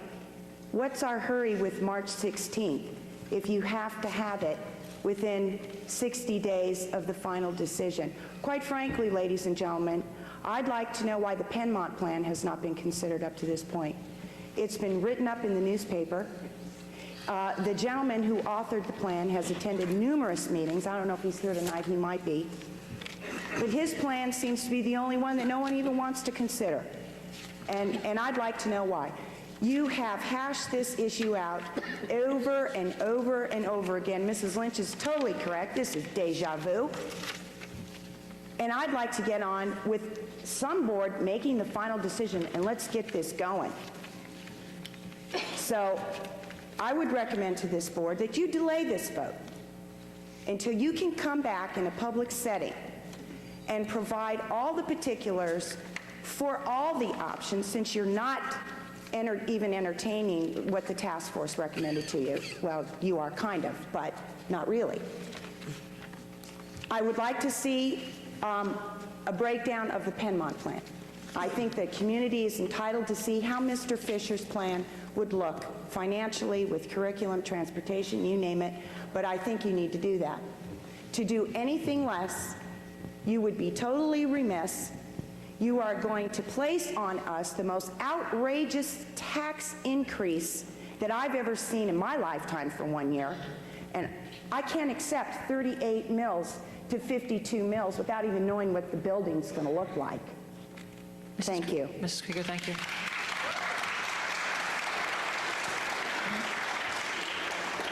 Madam to the left. Hi. My name is Patty Hyder. I'm from Lansdale. Just how big will the present high school be if you build a 700-student addition onto it? According to the Pennsylvania Department of Education, North Penn will become the largest high school in the state of Pennsylvania. There are presently only 2 high schools in Pennsylvania that have over 3,000 students. They are both four-year schools, grades 9 through 12. They are city high schools. They are Reading High School with 3,123 students, and George Washington High School in Philadelphia with 3,157 students. North Penn High School with over 3,000 students would be a monster, with good education diminishing as the numbers grow. Concerns have been raised that the curriculum and academic quality of a 1,200 to 1,600 student second high school will not equal that of a 2,700 student existing high school because of differences in building size. The North Penn Network has done a study and compared the curriculum and academic performances of the high schools surrounding North Penn. We did Central Bucks, East and West, Hatboro, Horsham, Methacton, Souderton, Upper Dublin, and Wissahickon. Enrollments in our neighboring schools range from 1,100 students to 1,400 students. That's the top, 1,400 students. They are all grades 9 through 12 except CV East and West. They are 10 through 12. Advanced placement courses are offered by all schools in calculus and American history, and by most in English, biology, and chemistry. Some schools offer advanced placement courses that are not offered here at North Penn, including physics, European history, macroeconomics, and psychology. All of these schools have graduates who have been admitted to Ivy League and other highly competitive colleges and universities. North Penn has the lowest going to college percentage of all of our surrounding schools. Perhaps this large mega school has something to do with that. This Band-Aid approach you have to solving the school district's problems are going to backfire on us in the future. If we don't fix these problems the right way now, we will be facing the same overcrowding conditions again in the very near future. We are not the wealthy educational elite. They are sitting at home on their duffs because their kids are in expensive private schools. We are fighting so hard for public education because public education is all the majority of Americans can afford. Mrs. Mengel, we all know how good you are at stopping progress. You helped negotiate the teacher's contract. Now we have no teacher's contract. You keep stalling the progress of a much-needed new building, thus putting more and more of our children at risk. If you guys did this in private industry, you'd be out on your can for being effective in decision-making. Ineffective. We all know what you can't get done. Let's start seeing something you can. Just 1 ounce of progress in 4 years is all we ask for. Thank you. Thank you. Mrs. Crawford. Mrs. Crawford, wait one moment. We're going to hold, we're going to delay for 5 minutes so the student cameraman can change the tape. Tonight is the first night that we have heard that any of these options, or at least a new building option, would now push the start date to 1999. Until now, we had been led to believe that 98 was a doable year. In fact, I believe August was the cutoff time for 97, this past August. So I'm intrigued how we went from August to March and we have pushed back 2 academic years. That obviously has great concern for me. I have a 6th grader who would be dramatically affected by that. Can someone, either perhaps the architects or someone, address why we're looking at a 1999 year now? Mr. Wood and Mr. Breslin. Either one. Okay. On March 3rd, we received a letter from Mr. Breslin, and I'd really like him to address the new schedule as he sees it for this particular project. I'll give it to you as quickly as I can. assuming that the board would make a decision this month to proceed with the project, we need about 4 to 5 months to design the building. The building has not been designed yet. There's a schematic plan. I've heard somebody talk about pictures and what does it look like. Well, that's the next step. Once you initiate the plan, the project's been stopped since last August. It's going to take another 8 to 9 months for a building of this size to prepare the construction drawings. It's going to take a month to check them and get the state approvals. It's going to take a month to bid it. And after you receive bids, it's going to take another 1 to 2 months to award them under the statutes and the state laws. It's going to take 27 months to construct, we estimate. And then after you construct it and substantially complete it, you're going to take several months to move in, get the shakedown over with. And we've looked, given where we are now, what work has to be done, what has to be accomplished.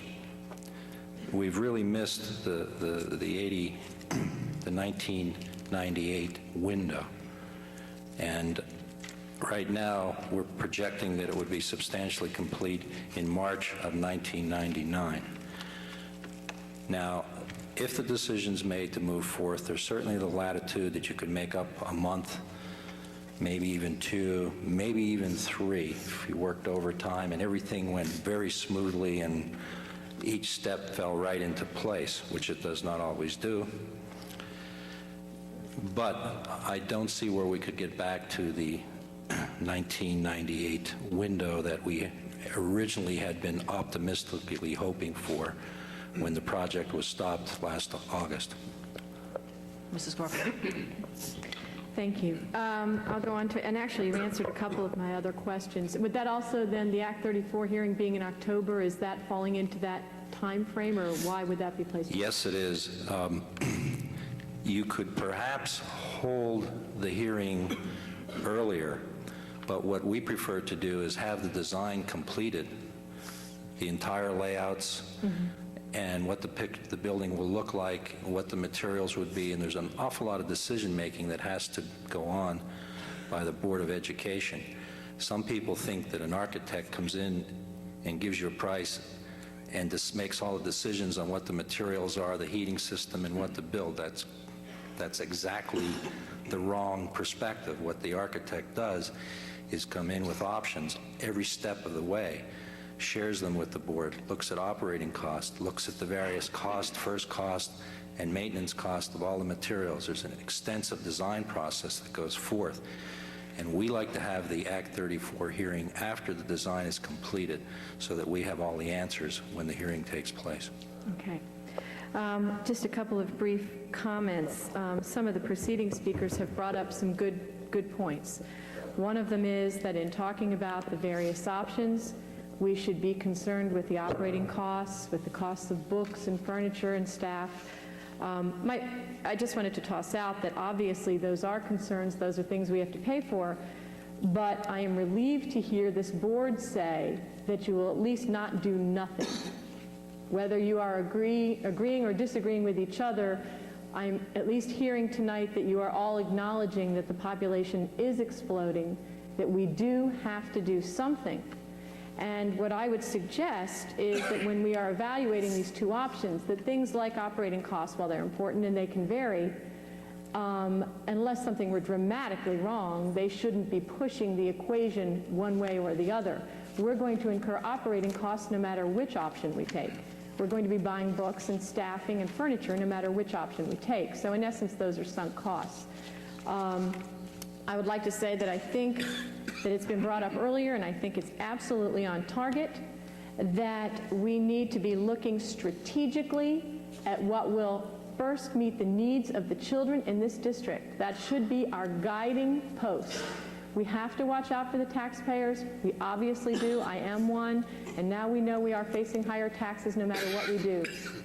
But we have to provide for the welfare of these children. And if we make the right decisions, the strategic decisions in doing that, we're also going to be able to make the correct financial decision. Because what we don't want to do is put a Band-Aid on a hemorrhage. And I am concerned that if we're talking about spending $30 million on an addition to this building, we would be putting a Band-Aid on a hemorrhage. We would still have to add another elementary school. We would be up over $40 million while we've just made an addition to a 25-year-old building. And that seems to me to not be a fiscally responsible decision when faced with the kind of growth we're looking at in this community. Other speakers have also talked about how distressed they are, and rightfully so, at the variety of numbers and the different high school options.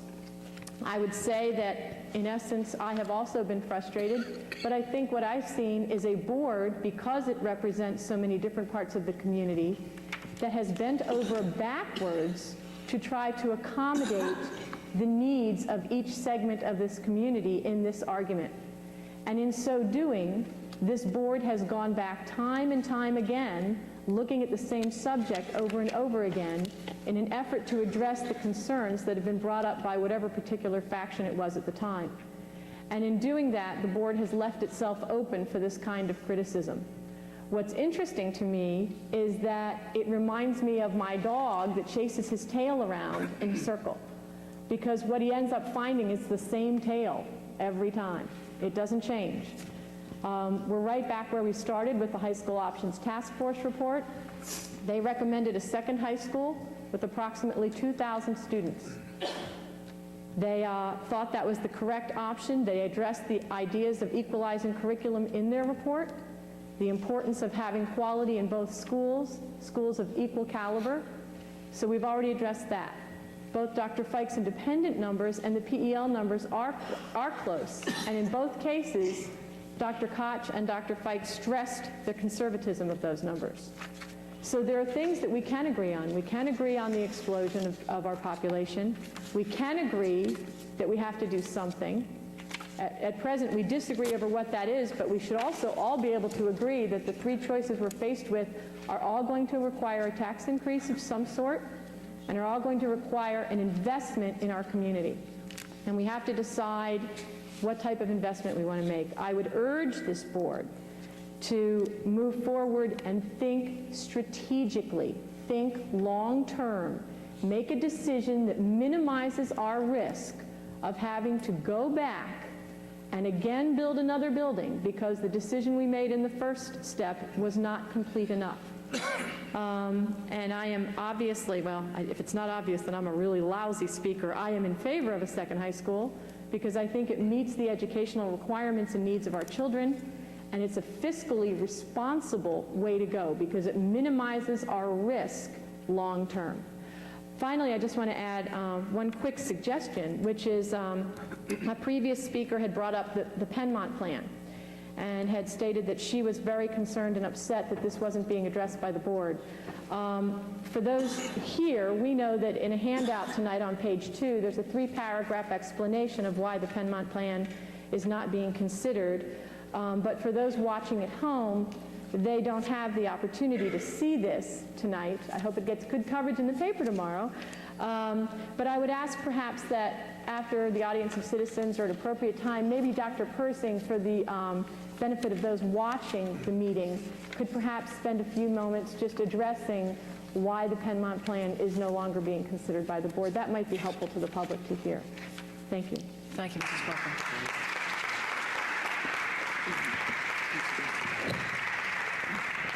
One moment. Go ahead. Excuse me, I just wanted to offer a piece of information. 3 times this evening, the operating costs for a second high school, the questions were asked as to why we had no projections for those. I just want to point out that I have a memo dated December 6, 1994, from Dr. Elko to the board. I'm not sure at which meeting this was presented, but there was a rather extensive projection of the operating costs of the high school, and I understand Mr. Kelly is going to be redoing those figures, but it has been done, and it has been presented to the public. Thank you, Mr. Weitz. I think Mrs. Crawford's idea of reading that 3 paragraphs under the Penmont plan is a good one for the benefit of the listening community watching by video, and I believe Dr. Persing could do that towards the end of the evening. Mrs. Crawford, thank you. To the left, sir. My name is Steve Kohler. I live in Montgomery Township, and I'm here to say I am in favor of building option C. It seems to be the most cost-effective plan that we have. It embraces all of the things we want to accomplish. When I look at the back page of the handout, three advantages really caught my eye. Enhanced opportunities for student recognition, greater student participation in extracurriculars, and improved safety. These kids are not growing up in an easy world. It's not the same world it was 20, 30 years ago. That's what school is all about. It gives kids a better chance. And I believe building a second high school would accomplish those means. I don't envy the school board their job one bit. It's not an easy job. You've been in the papers.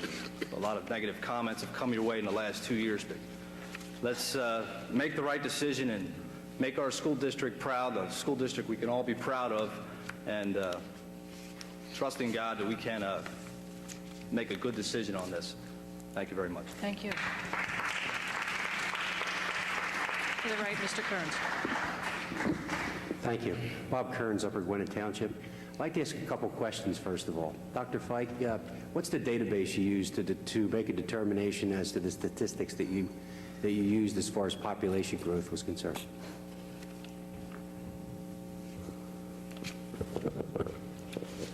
I used the actual births that are attributed to North Penn. In other words, from 1978 through 1994, they're actual. So that's my database for the births.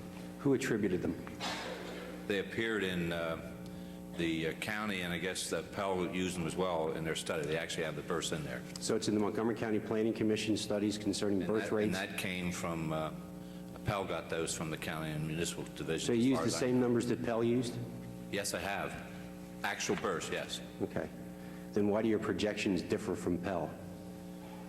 The reason they differ, first of all, the straight line, everyone did a straight line. And as I said, I just closed the doors and no one came in and out.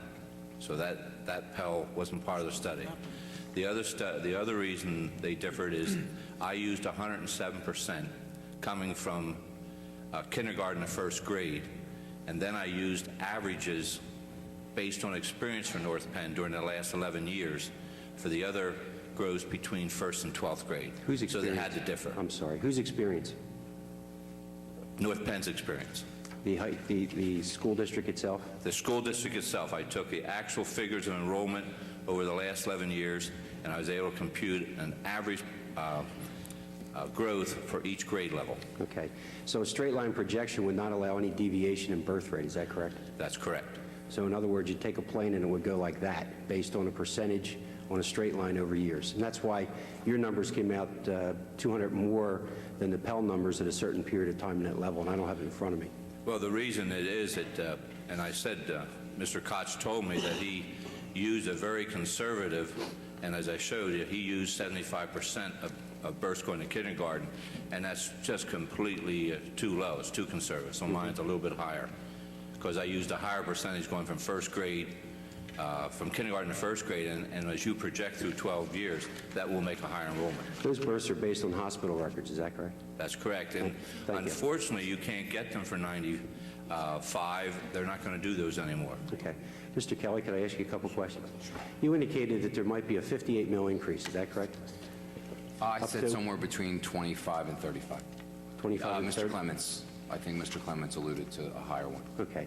What does 35 mils translate to in gross dollars? About $235 to the average taxpayer. No, gross numbers. How much is that? Say that again. Gross numbers. A total number. How much is that? 35 mils. You mean on top of the $249 No. we're paying now? What is the gross number that 35 mils would be worth to the school district? How much would it generate? Revenue. Oh, I'm sorry. It's $280,000 a mil. $9.8 million. I was confused as to what you meant. I'm sorry. To the average taxpayer. Gross revenue. So it's about $9.5 million. That's correct. Okay. And the 35 mils would be about $235 per taxpayer? Correct. Okay. You indicated that there was a 4.6 shortfall on assessments. What's the balance made up of? The balance is made up of the teacher salary increases that we're not, the contract's not settled. We're not 100% sure what that is. What'd you project that, please? At 3.2. I increased the budget. What's the gross dollar number? What's the gross dollar number? Around $4 million. Okay, so then the shortfall will be made up completely of the lost revenues from assessment appeals and your teacher contract. Is that correct? That's correct. Okay, the 50 mil number that I heard bandied around, what's that made up of? That includes money for debt service. Debt service? That would be the money for the debt service, depending on which option the board chooses. Just which for will that? range anywhere from 10 to 16 mils. Does that include any previous bonds? The debt service for any roll-through bonds, in other words? The debt service is already included in the general fund budget as it stands now. What's that currently? Right now, next year it'll be $7.5 million we'll be paying in debt service. Interest? No, some principal, some interest. How much principal, please? I have those figures in the office. Okay. The other question I have, and I know it's been brought up and it's been asked by a few people, you've had 3 options before us tonight. There were various options over the past, and I, for one, agree with most of what people said here. We are in a growth time. There's no doubt about that, and something has to be done to take care of the new students coming in. The problem I'm looking at, though, is over the last 4 years, for example, we've had the various options, at least high school projection, different types of options, and yet firm numbers have never been put forward, at least that I'm aware of. Now, Mr. White said this evening something came up at the end of '94, but I know Mr. Sani, in meetings he's had with Dr. Elko over the last 2 years, has requested the final numbers for the high school. In other words, what it's going to cost, the total cost, and I think someone from Lansdale asked that question a little bit earlier. Because like anyone who's buying anything, I want to know what it's going to cost me before I choose an option, whether it's option 1, 2, or 3. I have not yet seen those numbers. I know Mr. Sani hasn't because you brought it up to me again this evening. Mr. Whites may have had the benefit of that, but it hasn't been shared that I'm aware of with the public. Well, if you were at the December board meetings, you would have seen it. It was handed out in option 1, what the statistics would be, and option 2. At the present time, though, now we have different options. That was based on, there were 2 options at that time. One was an expanded high school, one was a second high school, North Penn East and North Penn West. Does that include all the costs for that high school? Yes, it did. It included transportation costs, debt service costs, the additional staffing. But as I said earlier, Mr. Kearns, it's not just a jump from here to there. We will be increasing 400 to 500 students a year. There will be a normal increase every year in staff. When we open the new high school, we will not staff it with all new people. The teachers will follow the students that are currently here. When we split the enrollment, some of those students and the teachers will follow them. The additions would really be the administration, the custodial people, say a nurse or 2. Well, you know, there's some additional people that we would need, but it will not be an entirely new building. It's new staff. Mr. Kelly, Mr. Kearns. Mr. Kearns, if you could wrap up and then maybe come around if you wish. That's okay. Thank you very much. Thank you. If you care to leave your address, Mr. Kearns, I'll send you those options. Thank you. Yes, madam, to the left. Hi, my name is Claire Tobias, and I'm from Upper Gwinnett Township. I just want to say I have 2 children in the North Penn schools. I am very much in favor of building a second high school. To me, option C looks like the best choice. I just want to say that each day that the board delays making a decision costs the district money. Interest rates are increasing as well as building and labor costs. The buzz phrase these days is to be fiscally responsible. This board's drive to make a fiscally responsible decision in regards to the high school has become counterproductive. I ask the school board to consider not only their fiscal responsibility to the taxpayer, but also their moral responsibility to all North Penn students. It is time to vote in favor of building a second high school, and it's time to do it now. Thank you. Thank you. Mr. Quaid. Mr. Quaid, would you adjust the microphone for that young lady? I'll go to the right, but she'll be next. Honey, just one moment. We're going to go this way. He'll fix that for you. Go ahead, Rose. Rose Chapman, Borough of Lansdale. A speaker I am not. I didn't really come with a prepared statement. We've been in the district 30 years. I would venture to say most of you haven't, at least not been aware of school business. Our taxes have more than 10 times, have gone up more than 10 times. I will say my husband's wages haven't done that. It'll be 30 years this year that we're in our house. I think it's a modest house. To myself and to my husband, I said, I hope we will always be able to keep this house and afford it. I'm beginning to wonder if we can, and it is a rather modest house in today's market. What I don't like about another high school, and my children are out, I don't have children involved in the district, I think it will divide the district. I don't like the idea of an east and west. If I were there, if I had my children in there, I don't think I would like that for them. Is it time to cut enrichment courses? Do we have to go back to basics and maybe parents pay for the extras? Is that how maybe we can scale back on some of our costs? I don't know.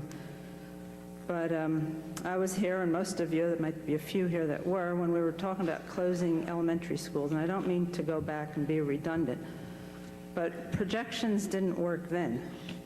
And I spoke. In the 70s, I was to many, many school board meetings and spoke against closing those elementary schools. And I was even told that, oh, well, we saved $1 million. Well, check out what a new elementary school costs today. Obviously, there would have been repairs, but I don't think to the costs today. So I don't really believe in projections. That's my personal opinion. As I say, I went to many, many school board meetings. I choose not to go out for many reasons. They were futile then, and I believe they are today. I believe your minds have been made up long before any community input. I just wonder, is the new school supposed to be of the same caliber that this is? I believe that if it isn't, there will be friction that, well, they're going to the bigger school or my kids are stuck in this smaller school.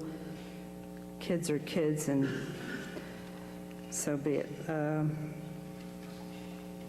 Bigger and new doesn't necessarily mean that it's better. I think it's been out in the news several times that the SATs are down, so I don't know quite where we get this quality education. In closing, I want to thank you, Mrs. Mengel, for thinking of those in the district that aren't in the high-income brackets. It seems the younger, and maybe they have a lot more money than we do, but, and of course, with no kids involved in the school, that wouldn't be my only reason for not voting against it. But, you know, thank you for thinking of us. Not everybody in the district is in the $300,000 bracket. Thank you. Thank you, Mrs. Chair.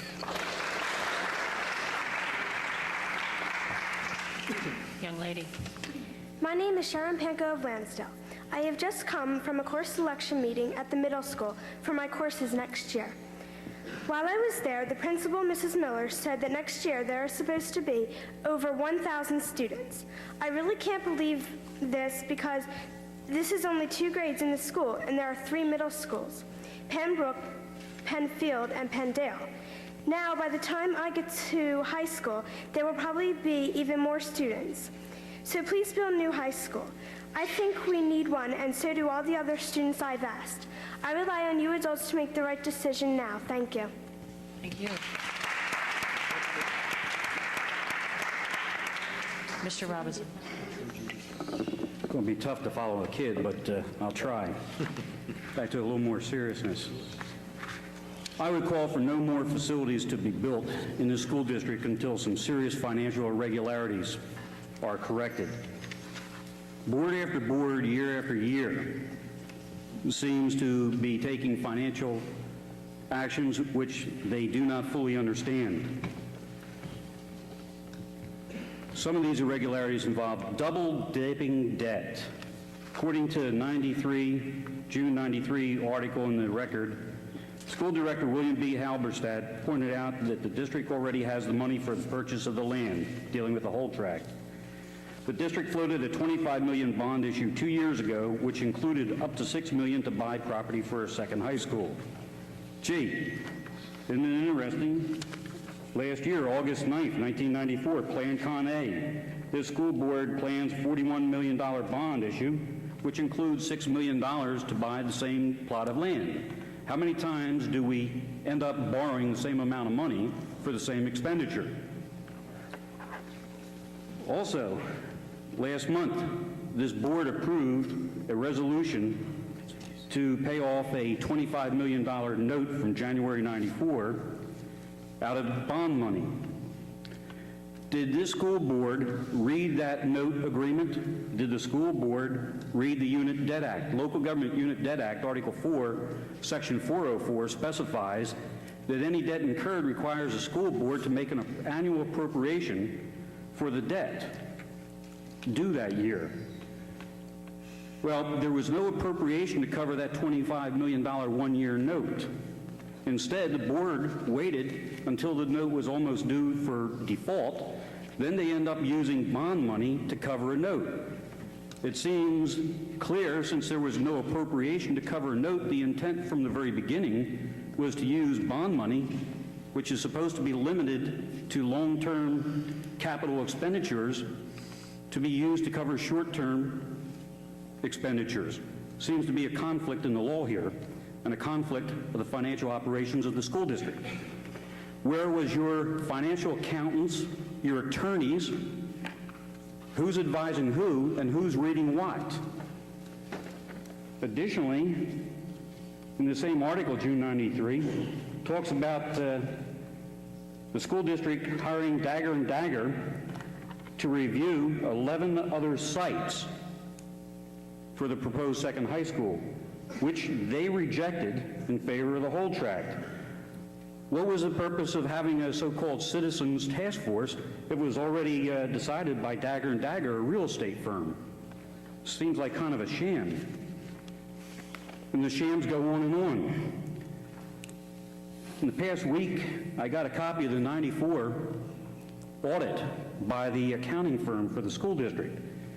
On page 23 and 24, it notes a $99 million face value of the indebtedness, interest of $139 million for a total debt of $139. Well, where I come from, 5 plus 8 doesn't equal 8. Where do you come up with 99 million plus 139 million equals 139 million? I remember the past few months, this board and other officials ridiculing me as incompetent to read financial documents. Where the hell was our public money going to an accounting firm that can't add? I'll finish up by saying figures don't lie, but liars do figure. Many people in this school district have had their incomes remain the same or decrease over the past few years. Yet we have $25 million, a note B from January 94, $25.6 million, which doesn't even show up in the audit or any financial figures other than the note agreement. This is like a stealth budget, $25.6 million in debt, which doesn't show up. I'm calling for the Securities and Exchange Commission and other law enforcement agencies to open inquiries and investigations into this school board and the financial operation of this school district. I'm asking for this board and other related officials to resign. Thank you, Mr. Robinson. Mrs. Stendhal. Marge Stendhal from Lansdale. I'd just like to address some of the comments that have been made here this evening. One comment is that I think a child is a tough act to follow.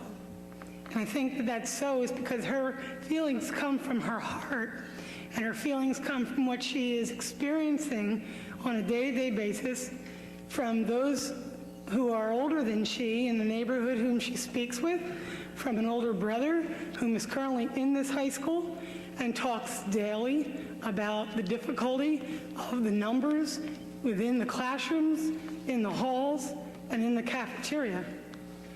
As you look around in the community surrounding us, you see the continuation of the expanding building that's currently going on.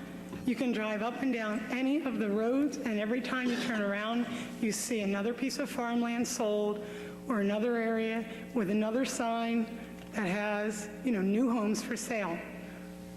I myself don't live in a $300,000 home. I, like many, are sensitive to the increased costs that continually come before us, whether those costs be to provide food on the table, clothing when you go to shop, or for the cost of education. As I get older, as our senior citizens are now older and do not have children, Somebody has to be responsible for this country. I certainly hope it is those individuals that have had a good education and who can read and can write and can do good math, because they're going to be calculating my Social Security check. And I'm relying on those young leaders of tomorrow who are our students of today in our education system to get the skills they need to be able to make good decisions for all of us. So whether we have children now or we don't, we all had better be concerned about the quality of education of our children. And sure, you can pack a classroom with 35 or 40. I am a teacher by profession. I think that I can speak of that issue of what it's like to try to manage a classroom and give a quality education to a number of students of that magnitude. It is almost an impossible job, at least to give a successful educational experience. I can go through a chapter, whether or not the students get it or not my problem. Is that what I should say? Is that all I care about? Or do I really care that they've absorbed that information and that they're going to be able to do something with it? And that something is to be able to think critically and make proper decisions and have problem-solving skills, and all those kinds of skills require the right kind of curriculum and the right kind of facility to encourage that curriculum and the right activities and all that goes along with making the right educational experience for these children. And we're not going to do it in a school that continually packs them in.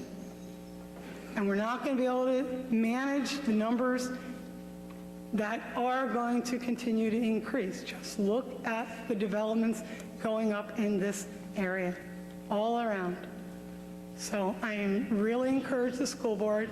You have a very difficult task. I would not want to be in your shoes. I'm exhausted having to keep going back and coming to these meetings and rehashing a continually, issue that just doesn't seem to go anywhere. I think that none of us can stand here and say that we don't need it. I think we've come to the agreement that something has to be done. The question is, do we make the right choice, keeping in mind the bottom line? Obviously, in a financial reason, but the bottom line still has to be the best education we can give our kids to keep our good image of what North Penn has stood for years and hopefully stands for years to come. Thank you. Thank you, Mrs. Stone. Mrs. Lynch. Yes, Alba Lynch, Montgomery Township. I was going to leave until there was a comment made about Donna Mengel. I think it's unfortunate how people use these kind of circumstances for their own political moves. Now, I'll tell you one thing. When Mrs. Mengel was elected to this office, okay, to run as a board member, she did say that she was not in favor of the second high school. Along with her other colleague, Mrs. Scheer, Mr. Clemens, and Mrs. Perkowski. They did not claim that they were in favor of construction of schools. They made that clear that they were looking for they were in interest of the budget to keep track of what the budget's coming up.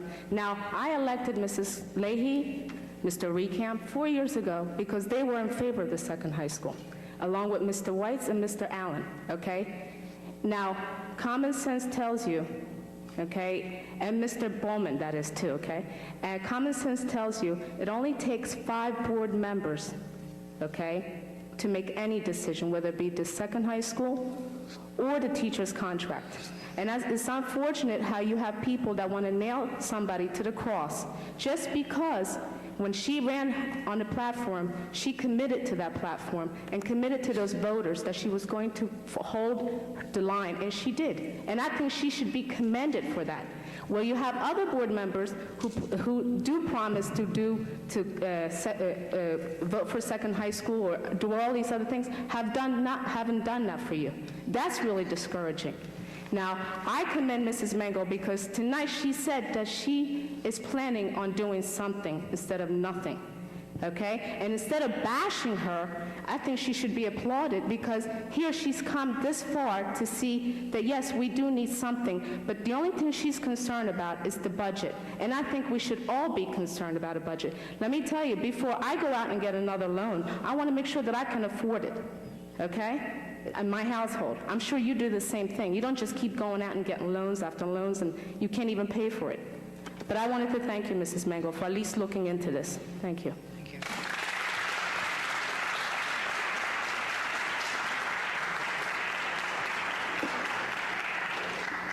Madam to the left.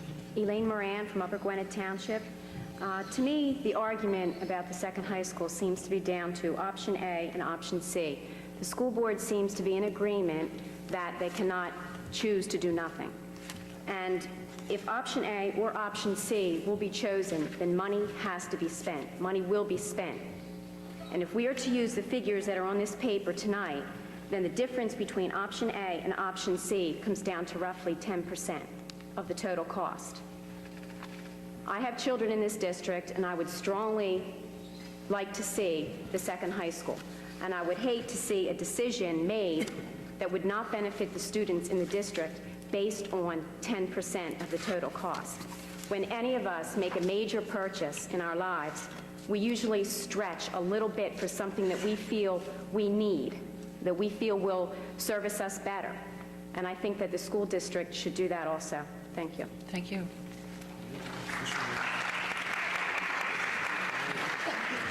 Chuck Neidhart, Thomason Township. A couple of points I'd like to make. First of all, enrollment figures will fluctuate over the period of time. They will ebb and they will flow.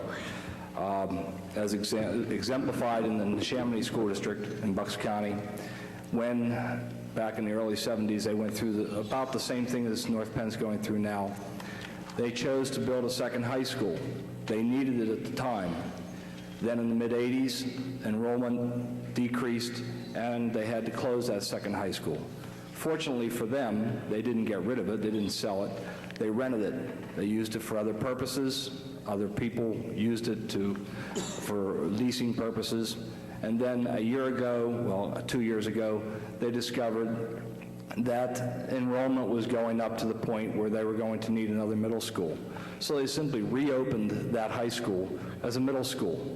It was a very wise decision on their part. They saved who knows how much money because they kept that building that they had built in the 70s, kept it up in good condition, and they were able to reopen it again as a high school or as a middle school. And they may eventually have to open it as a high school. They may have to change it to a high school. But it's there. It was a wise decision that they made well over 20 years ago. Another school district that made a wise decision well over 20 years ago was your neighbor Methacton School District. They built a middle school over there, and when it was designed specifically to be expanded. It was laid out on the lot so that it could be expanded. Nothing was ever put around it so to prevent that expansion. And currently, they are at the beginning of a 3-year expansion phase. 20 years later, they finally had to do that expansion. But it's not a problem. The expansion is going on, the construction is going on full tilt while the teaching is going on. There is absolutely no adverse effect on the education in that building because the building was designed properly to begin with. The hallways were laid out so that they could just be added on to. There were storage rooms built at the ends of certain hallways. Those storage rooms were simply eliminated, and the hallways have been expanded. They're building 16 classrooms and a gymnasium there, and education's going on just like it always does. Thirdly, how are we going to pay for this? Well, I'm just as concerned as anybody else on how we're going to pay for this. I have no direct interest after the class of '96 in a second high school insofar as having children in the school district is concerned, but I think we need this school. We've got to figure out a way to pay for it. You had an opportunity to help pay for this last year when the earned income tax issue came up. You turned it down. An earned income tax will tax the people that can pay the most. It will not tax the senior citizens. Most of the districts surrounding North Penn charge an earned income tax. I pay it, and I dare say that most of the people who work outside of the North Penn School District also pay it. I would much prefer to pay it to North Penn and Towamencin than to pay it where I work. And I hope that you will consider this, bring it back up, and pass it in the very near future to help finance this project. Thank you. Thank you. Mr. Bailey. Thank you. I have about 3 points I want to make. The first one is in the category of a news item. Some of you have already heard it, but perhaps not all of you have. I understand today that Governor Ridge announced a school voucher program. The information which I got was that he plans to include all districts in the state of Pennsylvania within the next 3 years. During the first 3 years, there will be an income requirement. Households with less than $25,000 per year will be qualified to get these school vouchers. The amount of the voucher will be $700 per student for grades K through 8 and $1,000 per student for grades 9 through 12.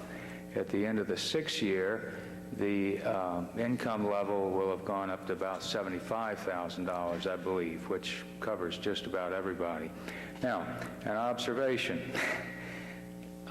You've told me that 25% of the children in this school district now attend private schools. What that means to me is that 25% of the parents turn down a free school in order to pay $1,000 to $10,000 a year to send their child to a private school.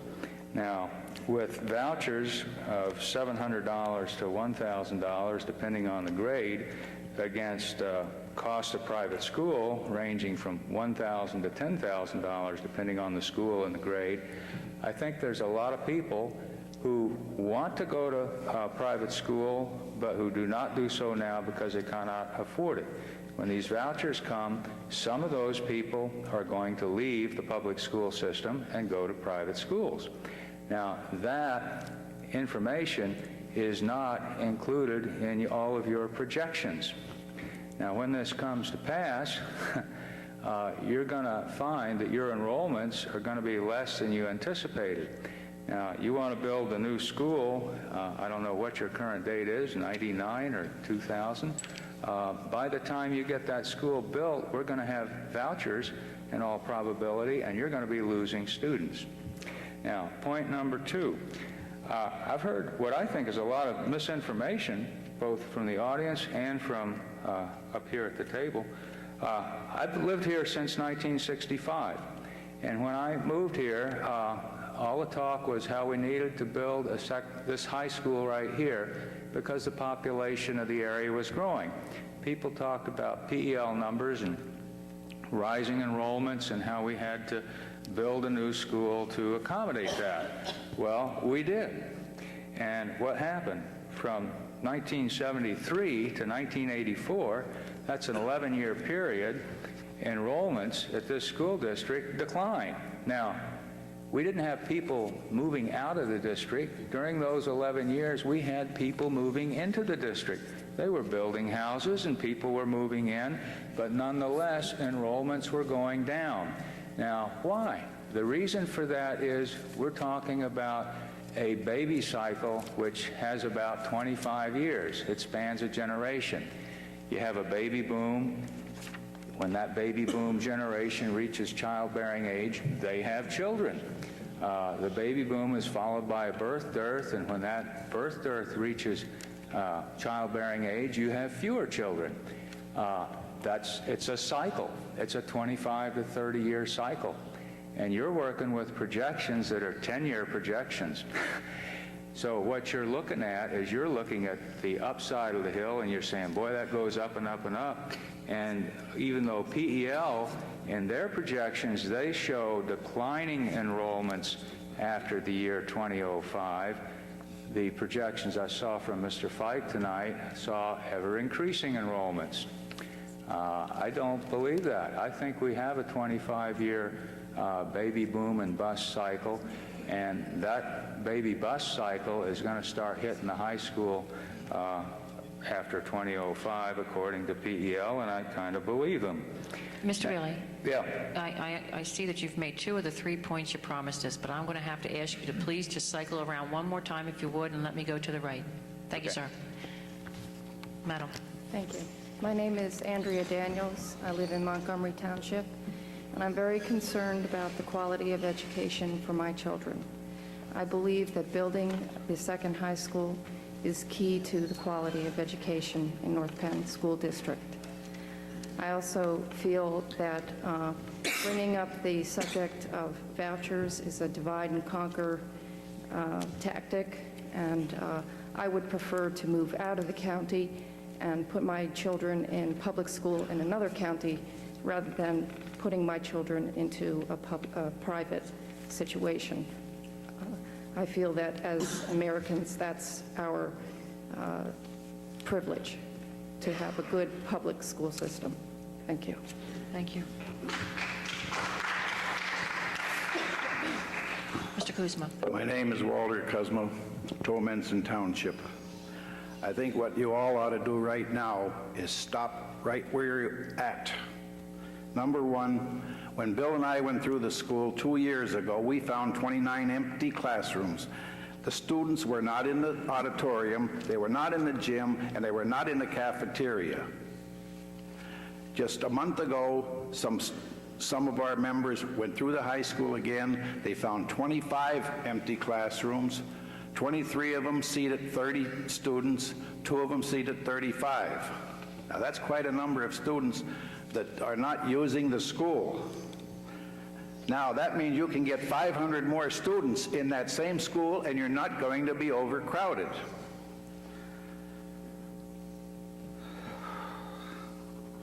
Now I hear the figure 38 mills, 52 mills tonight. I read in the paper you need 16 more mills because some of the industries are having their taxes reduced. So now you're 16 mills in the hole, and next year, or when you start the new budget, you're going to need another 20 mills to catch up to where you are. So by the time you're finished, you're going to be up over 75 to 90 mills. Increase. Jobs are not coming to this area. Jobs are disappearing from this area. AEL is laying off 700 people. There's an outfit down in Horsham, I can't think of what their name is. They're going to get rid of 300. Merck sent their whole shipping department down to Wilson, North Carolina. 200 jobs. That's over 1,000 jobs gone. That means that some of these students that graduate from here and go to college are not coming back to this area. They're going to have to go elsewhere to look for work. You have 15.7 students per teacher, which is very low. Why can't you put a few more students in the class? Is there anything wrong with 20 or 22 in the class? I understand now that you have as low as 5, 6, 7 people in one class. That's ridiculous that you're using a teacher and paying them that much money to teach that few students. And I think, number one, or again, you're trying to use scare tactics on the people. You want the people to give you a blank check when you don't know how much this new school is going to cost. You want them to go out and just say, here, spend it, whatever you need. You can't do that. Everybody doesn't have that much money. So I think what you ought to do is have a space utilization outfit come in and do the job and have them check out your school first and see how they best can utilize all the space you have with the students you have. Also, you keep changing your figures, and this is the administration. A functional capacity last year was 2860. It was in the paper, it was printed. Now it's 2,700. It's the same school. What are you doing with it? Shrinking it? There's something wrong with some of your figures. And I think, to be honest with you, I think you shouldn't vote on this now because in November, you're going to have a change. A lot of these faces that are up there are not going to be there, whether they're for a school or against a school. And I think the new school board coming in ought to be the one that's going to make the decision. Thank you. Thank you, Mr. Custer.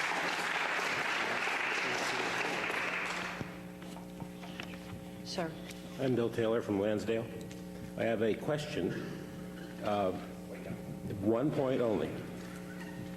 By way of example of what I mean, we found as a church in the Washington suburbs that we were nervous about a venture, so we put in a very large building designed to be either usable for one of a dozen different commercial uses, so we could sell it or rent it easily. Now, the trouble with our system is the church has prospered, and we don't know whether it work or not. But is this translatable to the school situation? Can you build with an eye to making a translation to a commercial venture if you need to? Mr. Taylor, do you want that answered, or is that just a That's a question. I want to know. Can you? I'm sure we can, because we have in the past. Mr. Breslin. It's not easy to adapt a school to a retail or commercial situation, but it has been done. Gentleman earlier spoke about Wissahickon. There are other school districts where this has occurred through necessity. Some school districts, like Allentown, where I come from, have sold off their schools, and now when you drive around the city, they're used for commercial purposes. Do they sell them for a profit? No, the school districts don't make out on that, but is it possible to do it? Mr. Taylor, if you'd return to the mic. I think it's very difficult to do it. I would like to tell you we could do it, but you know, the nature of every program is different. It would depend on the business. You know, if you happen to find the right buyer for the right situation, the answer is yes. Mr. Taylor, thank you for the question. We'll get the input. Mr. Fisher, Mr. Penmont Plan. Thank you very much, Mrs. Mangle, members of the board. I'm John Fisher, Upper Gwinnett Township, and I have a visual aid to pass out to add to the green folders that I gave out at the last school board meeting. Certainly, we can spread it among ourselves. Thank you. And I want to respond to criticisms that I read in the board's minutes tonight about option number 1, which I still believe is option number 1. And I was very proud to see that in the paper when they published the options available, they put it as option number 1. Now, there are 2 criticisms that are stated here on page 2 of the document today under option number 1. I want to address the second one first. In the paragraph, it says Mr. Fisher has suggested that certain students from 9 to 10 campus be assigned to 11 to 12 campus. And I'm going to agree with the people who have criticized my Penmont plan that that's probably not a good idea. And there's no way that I, up here as an employee of the district in special education, can in any way in this public forum disagree with opinions you've gotten from some of my superiors as to the state law for mainstreaming and least restrictive environment. So let's throw out that part of the Penmont plan that would put people in both schools. I've had talks this week with our Mr. Fike, with Dr. Persing.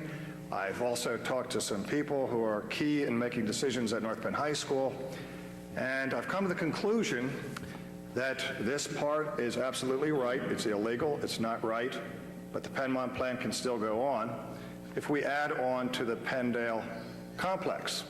Now, we have heard by many people some rumors that have said that Lansdale Borough will never allow us to add on to Penndale. And one person I spoke to said that they had envisioned maybe we could put a skywalk from one section of the building over onto athletic fields, and I think that would be terribly wrong. But I went out to Penndale this afternoon at 5:15, and I started measuring off some distances of where we could possibly build. And one of the places we probably never considered building before is the entrance to the old tech labs, the shops, the place where the school board used to hold its meetings. That annex is about 100 feet across, and the distance from that pavement out to the tennis courts, which we will now make into parking lots, is about 140 feet. I paced that off. Some of the custodians gave me some maps, which you have now, which I've altered slightly. And I've taken a 10 by 10, or 100 by 100, or a 10,000 square foot addition on a flat plane with no elevators, no ramps. We could add on additional classrooms to make the Penmont plan work so that we would have 9th and 10th, all 9th and 10th, with regard to no handicaps, special needs, or anything else, at the Penndale campus for 9-10, and we could have 11-12 at the high school. I just came with a ballpark figure, having talked to 2 appraisers tonight, that if we can build a house around here for $60 per square foot, we ought to build vanilla classrooms, not a science center, but just good straight classrooms at about $200 a square foot. The cost of this addition comes out in simple arithmetic to about $2 million. Now, maybe I'm off. Maybe it's $4 million. Maybe it's $10 million. But I think we ought to look at the figures, and I think it's about time we start looking at what it would cost to build the Penmont Middle School and what it would cost for this addition so that we could meet the requirements here, that we could have a capacity of 2,200. And if you read my arithmetic on here, 1,640 plus the number I have here doesn't yet equal the 2,200. But I agree with the man who says we've got to build in stages. And I think cost effectively, we can still give a good product and meet our demands with this compromise plan if we think about adding on to the Penndale Middle School. Thank you. Okay,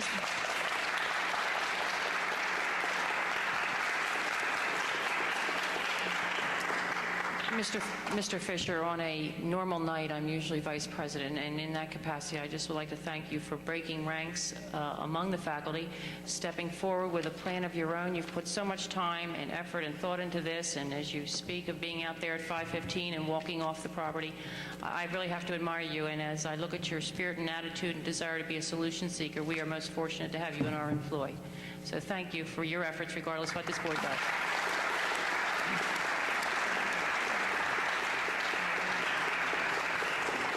Mr. O'Hara.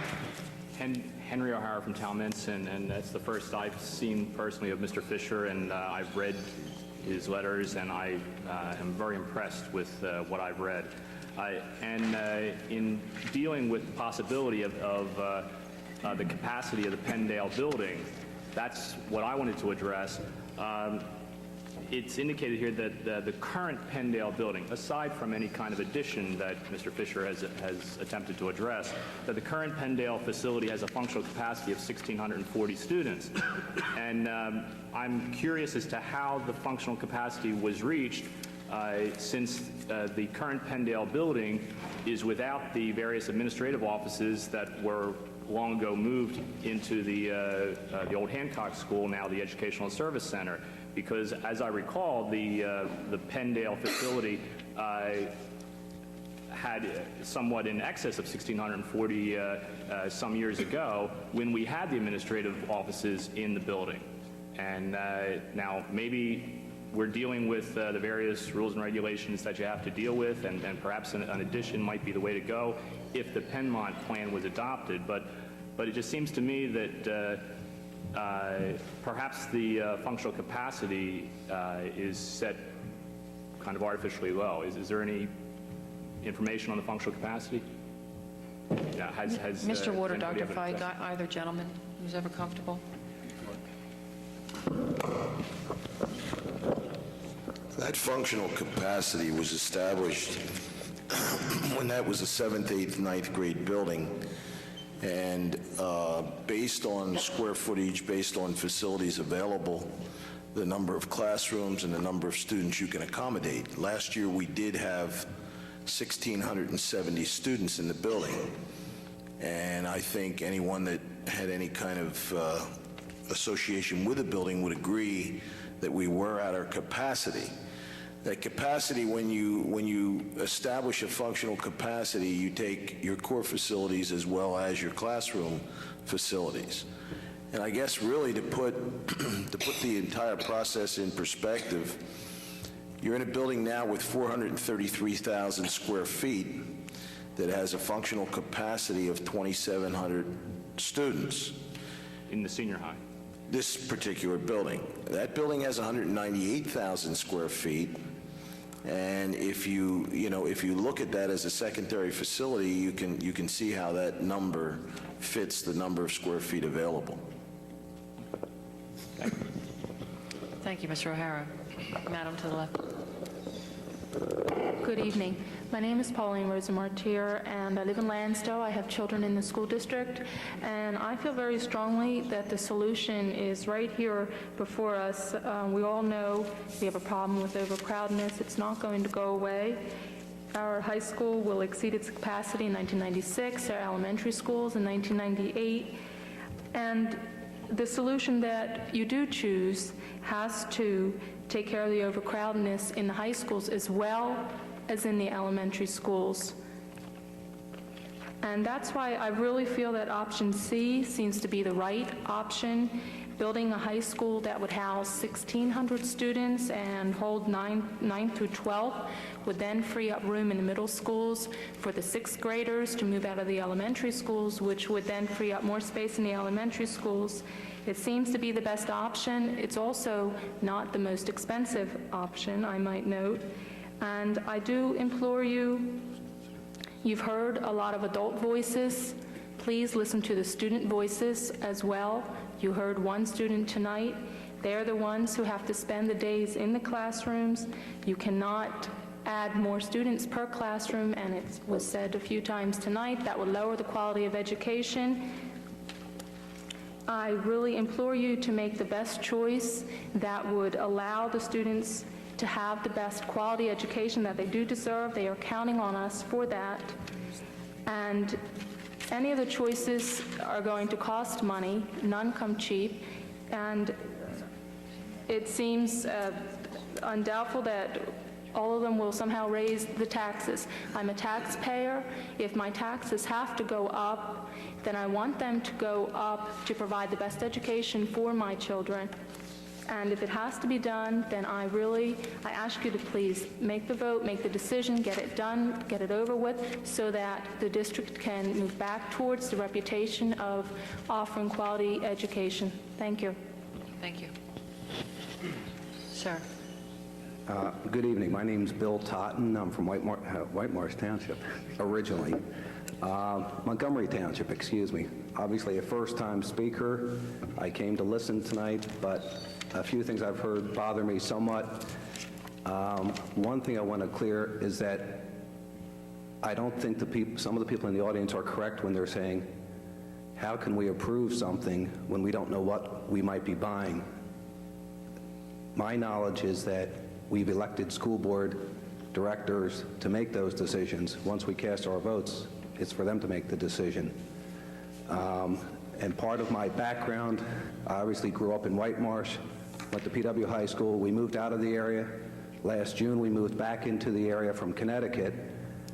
My wife had a good professional relationship with somebody on the administration, and we were told at that point that we're building a second high school, and that was at the heart of our decision to buy in Montgomery Township. There's still a lot of building going on down there, ladies and gentlemen, and I don't know what those people are paying for houses now, but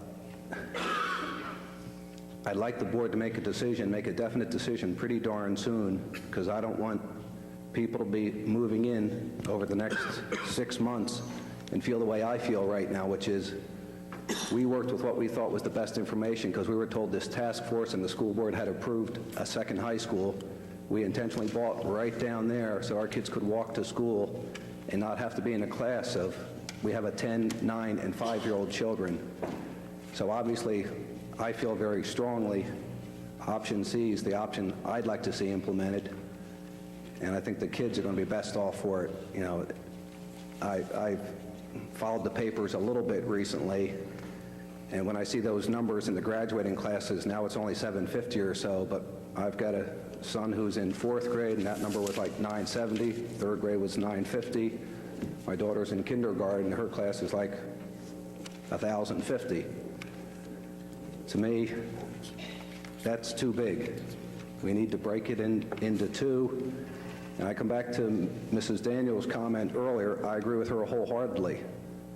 To me, the public education is not supposed to be, everybody is supposed to be entitled to good public education.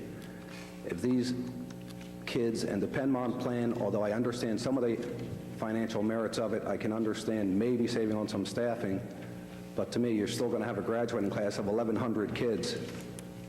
Those kids aren't going to be getting those 3rd and 4th bullets as effectively and be the good citizens we want to lead us in the future. So please, I would say option C is the way to go. That's why we bought thinking that was happening. There are other people buying thinking, having been told that that's what was happening. and thank you for letting me ramble. Please try to make a decision soon so other people don't sit here and say, gee, we made a mistake. Thank you, sir. Thank you.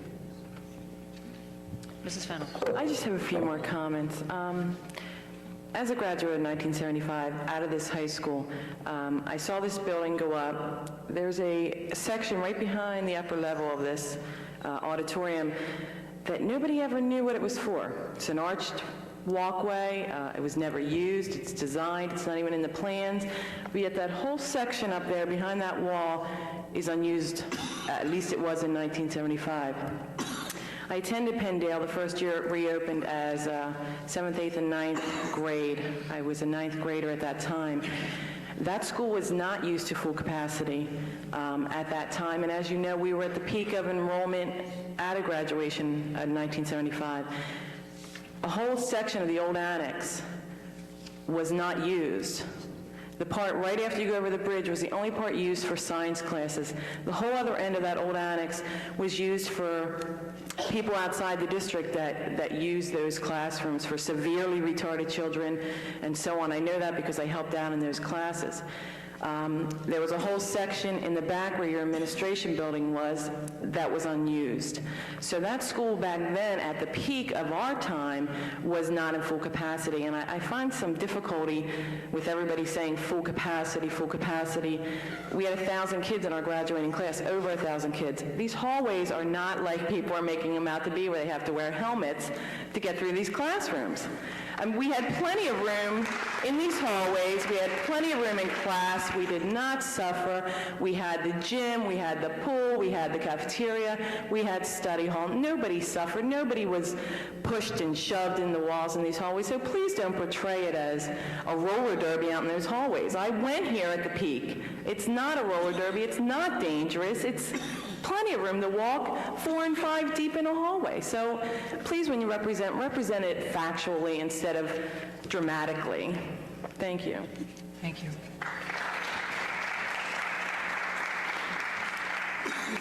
Hi, my name's Kathy Fickard. I'm from Lansdale Borough. I'm not a public speaker either. I lived in the borough all my life, and like Fifi, I went to school here, graduated in '74, and had 1,000 kids in our class. It was not bumping into each other or anything like that. We made out fine.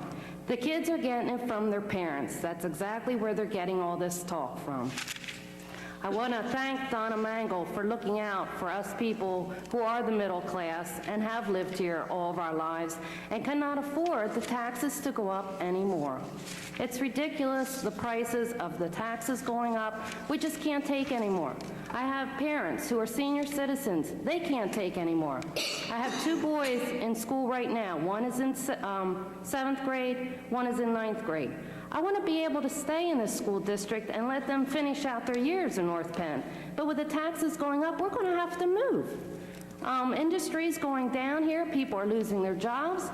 You know, where is the money coming from? It's not coming from my household because we don't have it. And I wish you'd take that into consideration, that not everybody has a lot of money in this borough and in this district. Thank you. Thank you, Mrs. Mr. Bailey, I believe you are it for the evening for public comment, and you promised us one more point. Thank you. I just want to take exception to something that somebody on the school board said. Please stick with real issues rather than raising phony ones. Somebody said that the price of this building has gone up by $300,000 because it's going to be delayed by 2 years. That's a phony issue. My response is, when I look at the financials that one of the gentlemen over there said was published on December 6th or something like that, the cost per year for utilities, et cetera, for the new building as proposed was $1.8 million. The debt service was $3.5 million. That's $5.3 million per year that we would have to spend just to have a second building sitting there. So if we delay that building by 2 years, we don't spend an extra $300,000. We save $10.6 million. Thank you. Thank you, Mr. Bailey. Ladies and gentlemen, at this point and this time in the meeting, I'm going to make one more round with the board here for any further comment, any further deliberation, anything they would wish to say to the public tonight. I would start to the right to Mr. Weitz. Anything you wish to add? No, sir? Mrs. Perkowski? Yes. A gentleman brought up the 25-year cycle, the birth cycle. That's kind of what I was saying the other night, Mr. Fike, about taking different birth trends into consideration. And when you did the, when you checked the birth rates in your, and used actual births and then projected births, did you check the rate of change from, I lost my page, what year I had down. Hold on a second.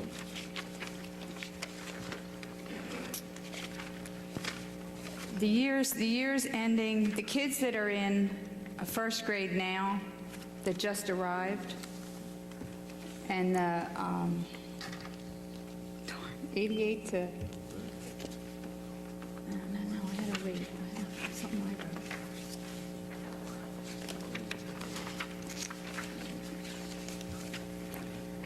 The rate, the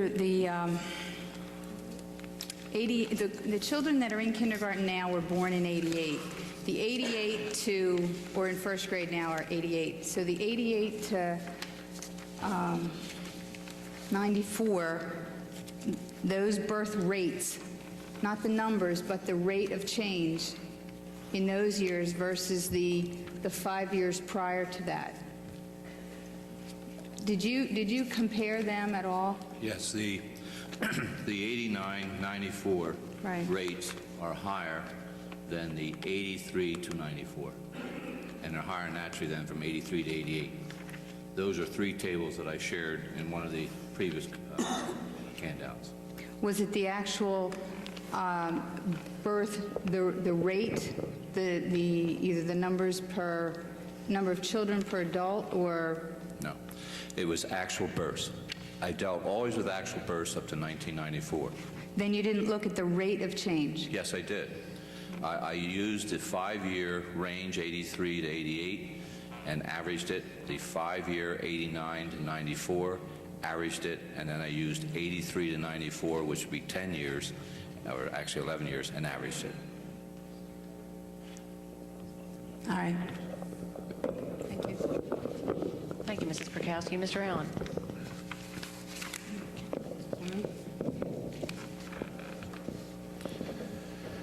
It's been 5 years now, I guess, since we've been studying this issue and discussing. If I remember my first board meeting I ever went to was at the IMC at Penndale, and it was a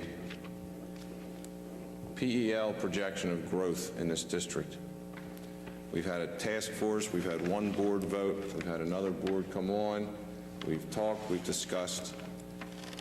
It is time for every person on the board to stand up, make a decision, and let's move on. Thank you. Thank you, Mr. Allen. Mrs. Leahy. Bypassing myself, Mr. Reckham. Mrs. Sharp.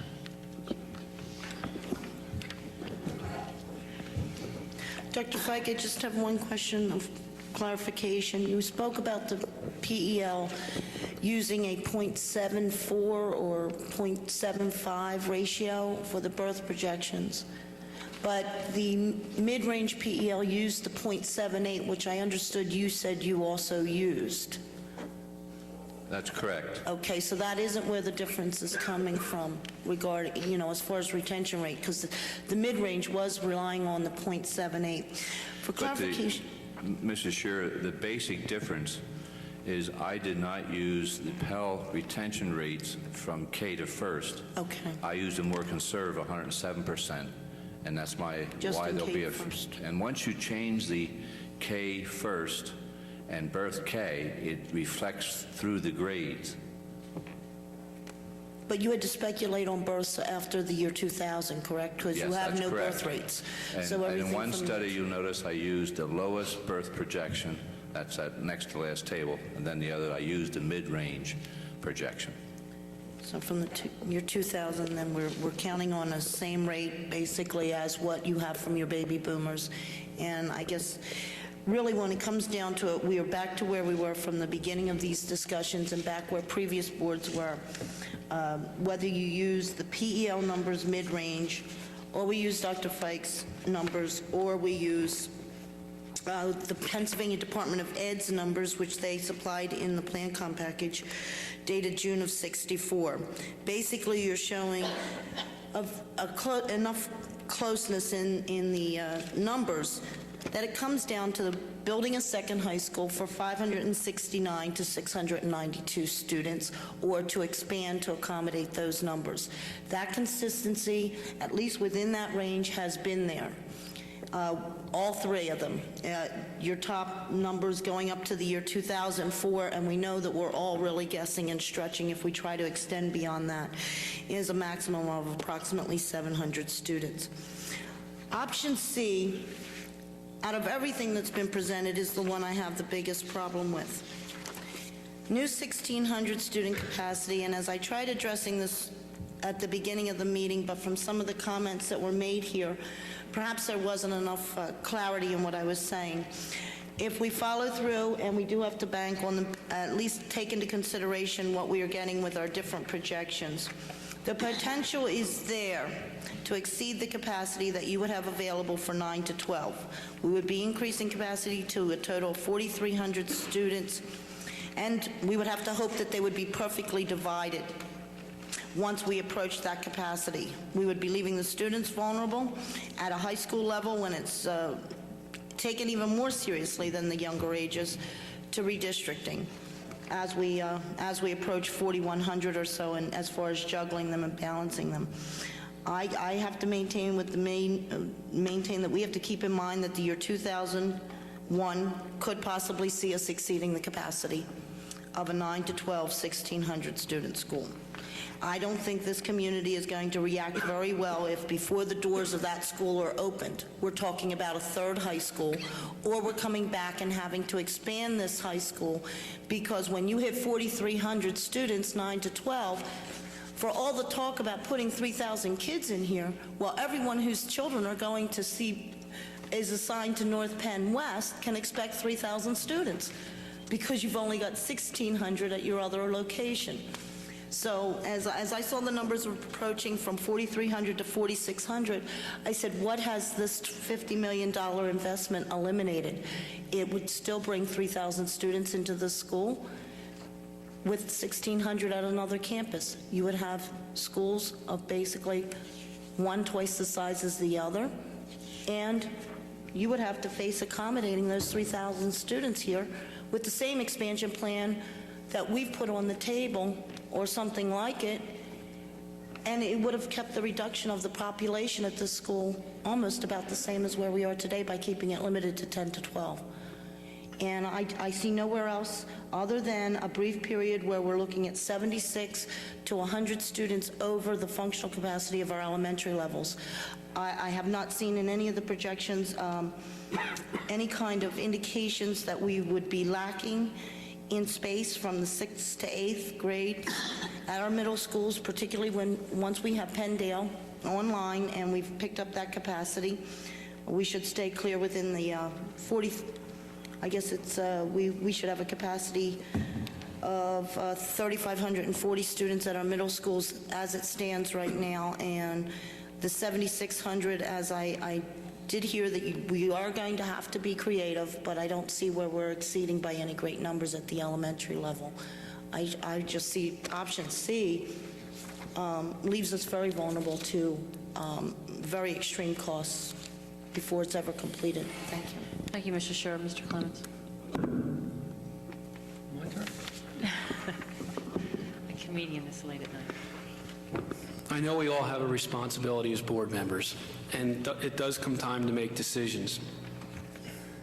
I feel I've done my homework. I'm not ready to make a decision. I have all the PELs in front of me right here. They're all stacked up. I have made a decision on which numbers I'm going to choose to believe. I'm going to choose to believe the latest PEL mid-range projections. That's what I'm going to base my numbers on and where we're going to go. Just so the audience, everybody knows that. Where am I coming from? Again, the mid-range projections of the latest PEL. So I've looked at those numbers, and I've decided I had to make a decision on at least to try to find out, the best of my knowledge, where we're going to go as a district financially. I truly believe at the bottom of my heart that this district is facing financial disaster. The tax base is not there. I've had many discussions with Mr. Kelly this week, and I know it's difficult to project financially, but we have yet to have an administration that would give us a fair financial picture of what a second high school and another elementary school would do to us financially. So I had to do it myself. And I'll take the hits on it, I don't care, but I had to base it on a flat line as far as taxes coming in. You all read in the paper tonight that industry has appealed and won their assessments, so I'm basing this on a flat line. The best of my knowledge, if we go ahead with a second high school and an elementary school, we're going to be looking at a minimum of 45 to 50 mills this year. So let's say we enact an earned income tax, okay? Let's go back to 1990. We were at 200 mills in 1990. Today, as we speak, we're at 250 mills. If we enact an earned income tax and keep this district going as it has been, we will have to enact an earned income tax, and our millage will still go up to 270 mills. By the year 1997, they'll go up to 290 mills with an earned income tax. By 1998, they'll go up to 310 mills with an earned income tax.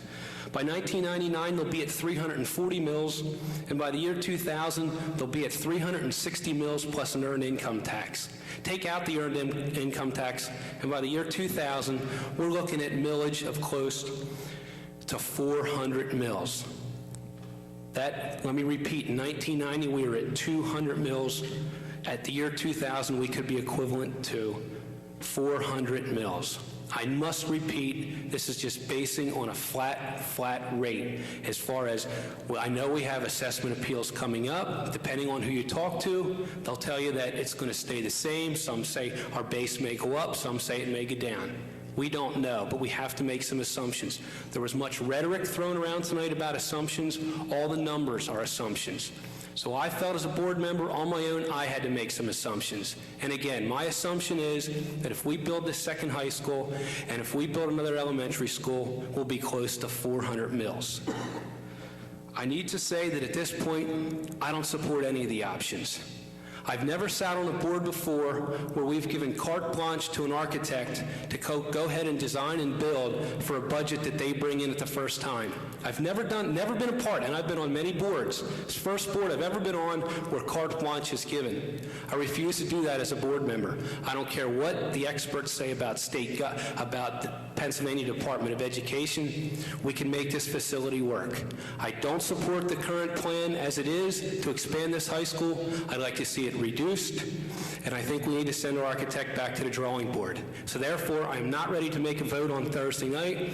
And again, if there's any question on where I'm coming from, my numbers are here. I don't feel we have the financial picture in front of us, and I feel to make a vote, I have to have the financial picture in front of me to make an educated vote. And we don't have it. We didn't have it before, and we don't have it now. And anybody can tell me what they want, but until I have a financial plan in front of me, I will not vote for any option. Thank you.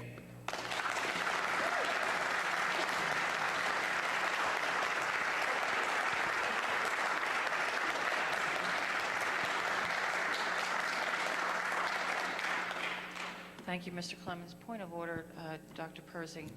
For the March 16th action meeting, do we need to seek consensus tonight from the board to place a potential decision on the agenda, or what would be? That's why I'm asking a point of order. You have decided in the past that what you you've done is you have a work session. On the basis of that work session, you place that on your agenda. If you're going to deviate from that, then you'll need to deviate now. Because that if you are asking whether or not that should be on the agenda, my answer to you is yes. Okay, then what I need to do is seek consensus of the board as to the direction that this board should take. I'll start down this end again, Mr. Whites. What is exactly the question? Should all options be placed on the agenda for next Thursday night? For any suggestion from the board as to what should be placed on the agenda for next... All options should be placed on the agenda for next Thursday night. Mrs. Prokowski. Including financials?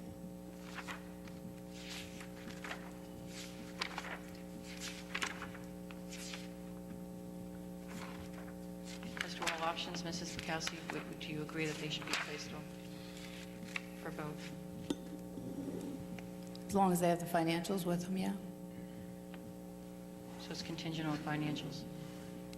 Mr. Allen. Mrs. Leahy. Mr. Redcamp. Mrs. Scher.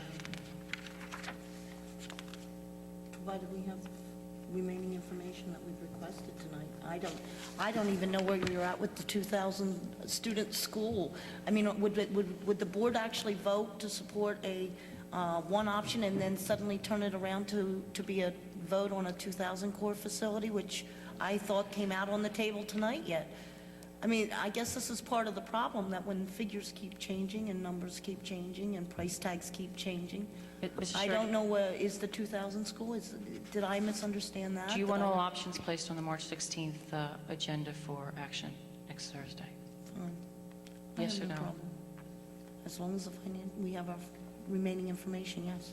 It's fine. So you're with Mrs. Prokowski on contingent on financial information? Mrs. Scher? Yes. Okay. Mr. Clemens? Provided there is satisfactory financial projection, I will support.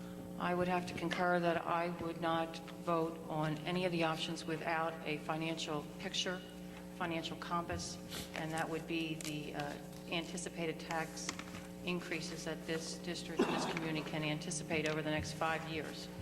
Dr. Persing, again, we have a 4-4 split on the board. We do not have consensus.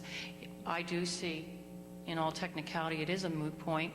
We cannot formally place anything on the agenda for next Thursday, as I understand the rules of operating, but I guess under other business, it doesn't preclude any board member from making any motion in an action meeting, provided there's a second.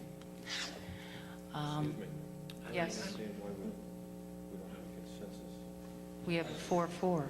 I'm sure that it is a purview of the president and the superintendent to develop the agenda. I don't think that we have to.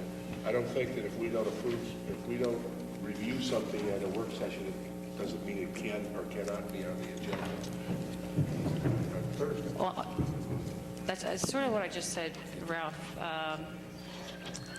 Generally at work sessions, we take a consensus as to items placed on the action agenda for a vote. We do not have a consensus. We have a 4-4 split. 4 of you wish all options to be placed on the agenda for a vote. 4 of us wish a financial plan. That is not what I understood. I'm sorry. What I understood is that you asked people whether they wanted the options on the agenda to be voted on. I didn't hear any one of them say they didn't want that. All I heard them say is, I want that, but 4 of them said, I want some financial information, including that. Mrs. Scher also said that she'd like to see a 2,000 school projection with cost, as I understand it. Is that correct, Mrs. Scher? Well, no, I thought the request came earlier in the night from, that was developed here when I questioned the option C, and I thought I heard someone else on the board that was saying they wanted to, yourself, as a matter of fact, the 2,000 student school. Mine is, I was looking for clarity as to whether that is on the table or not now after the discussion that was here tonight. I'm not requesting it, believe me. I'd like to make a point is that a month ago, a single board member brought to the the President that they wanted an item on the agenda that related to a vote on the referendum. Even without a consensus, I will request of the Board President that this issue and all those options be placed on that agenda. Fine, let it go, Tom.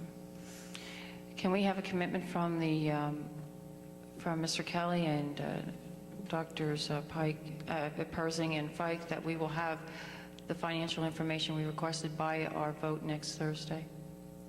I just have one question. Will we have the cost for option C to build the 2,000, 1,600, 2,000 core? Will we? We have to ask Mr. Breslin that, and we'll try and get it from him. Okay. I mean, Mr. it's Breslin, would you be contingent able- on that, Mrs. Mengel. Mr. Breslin, would you be able to provide that to the board by before next Thursday so that we may review it in in an appropriate amount of time? I need a clarification. Which option? Which one is it? The 1,600 student. A new option? It's not A, B, or C, it's a D?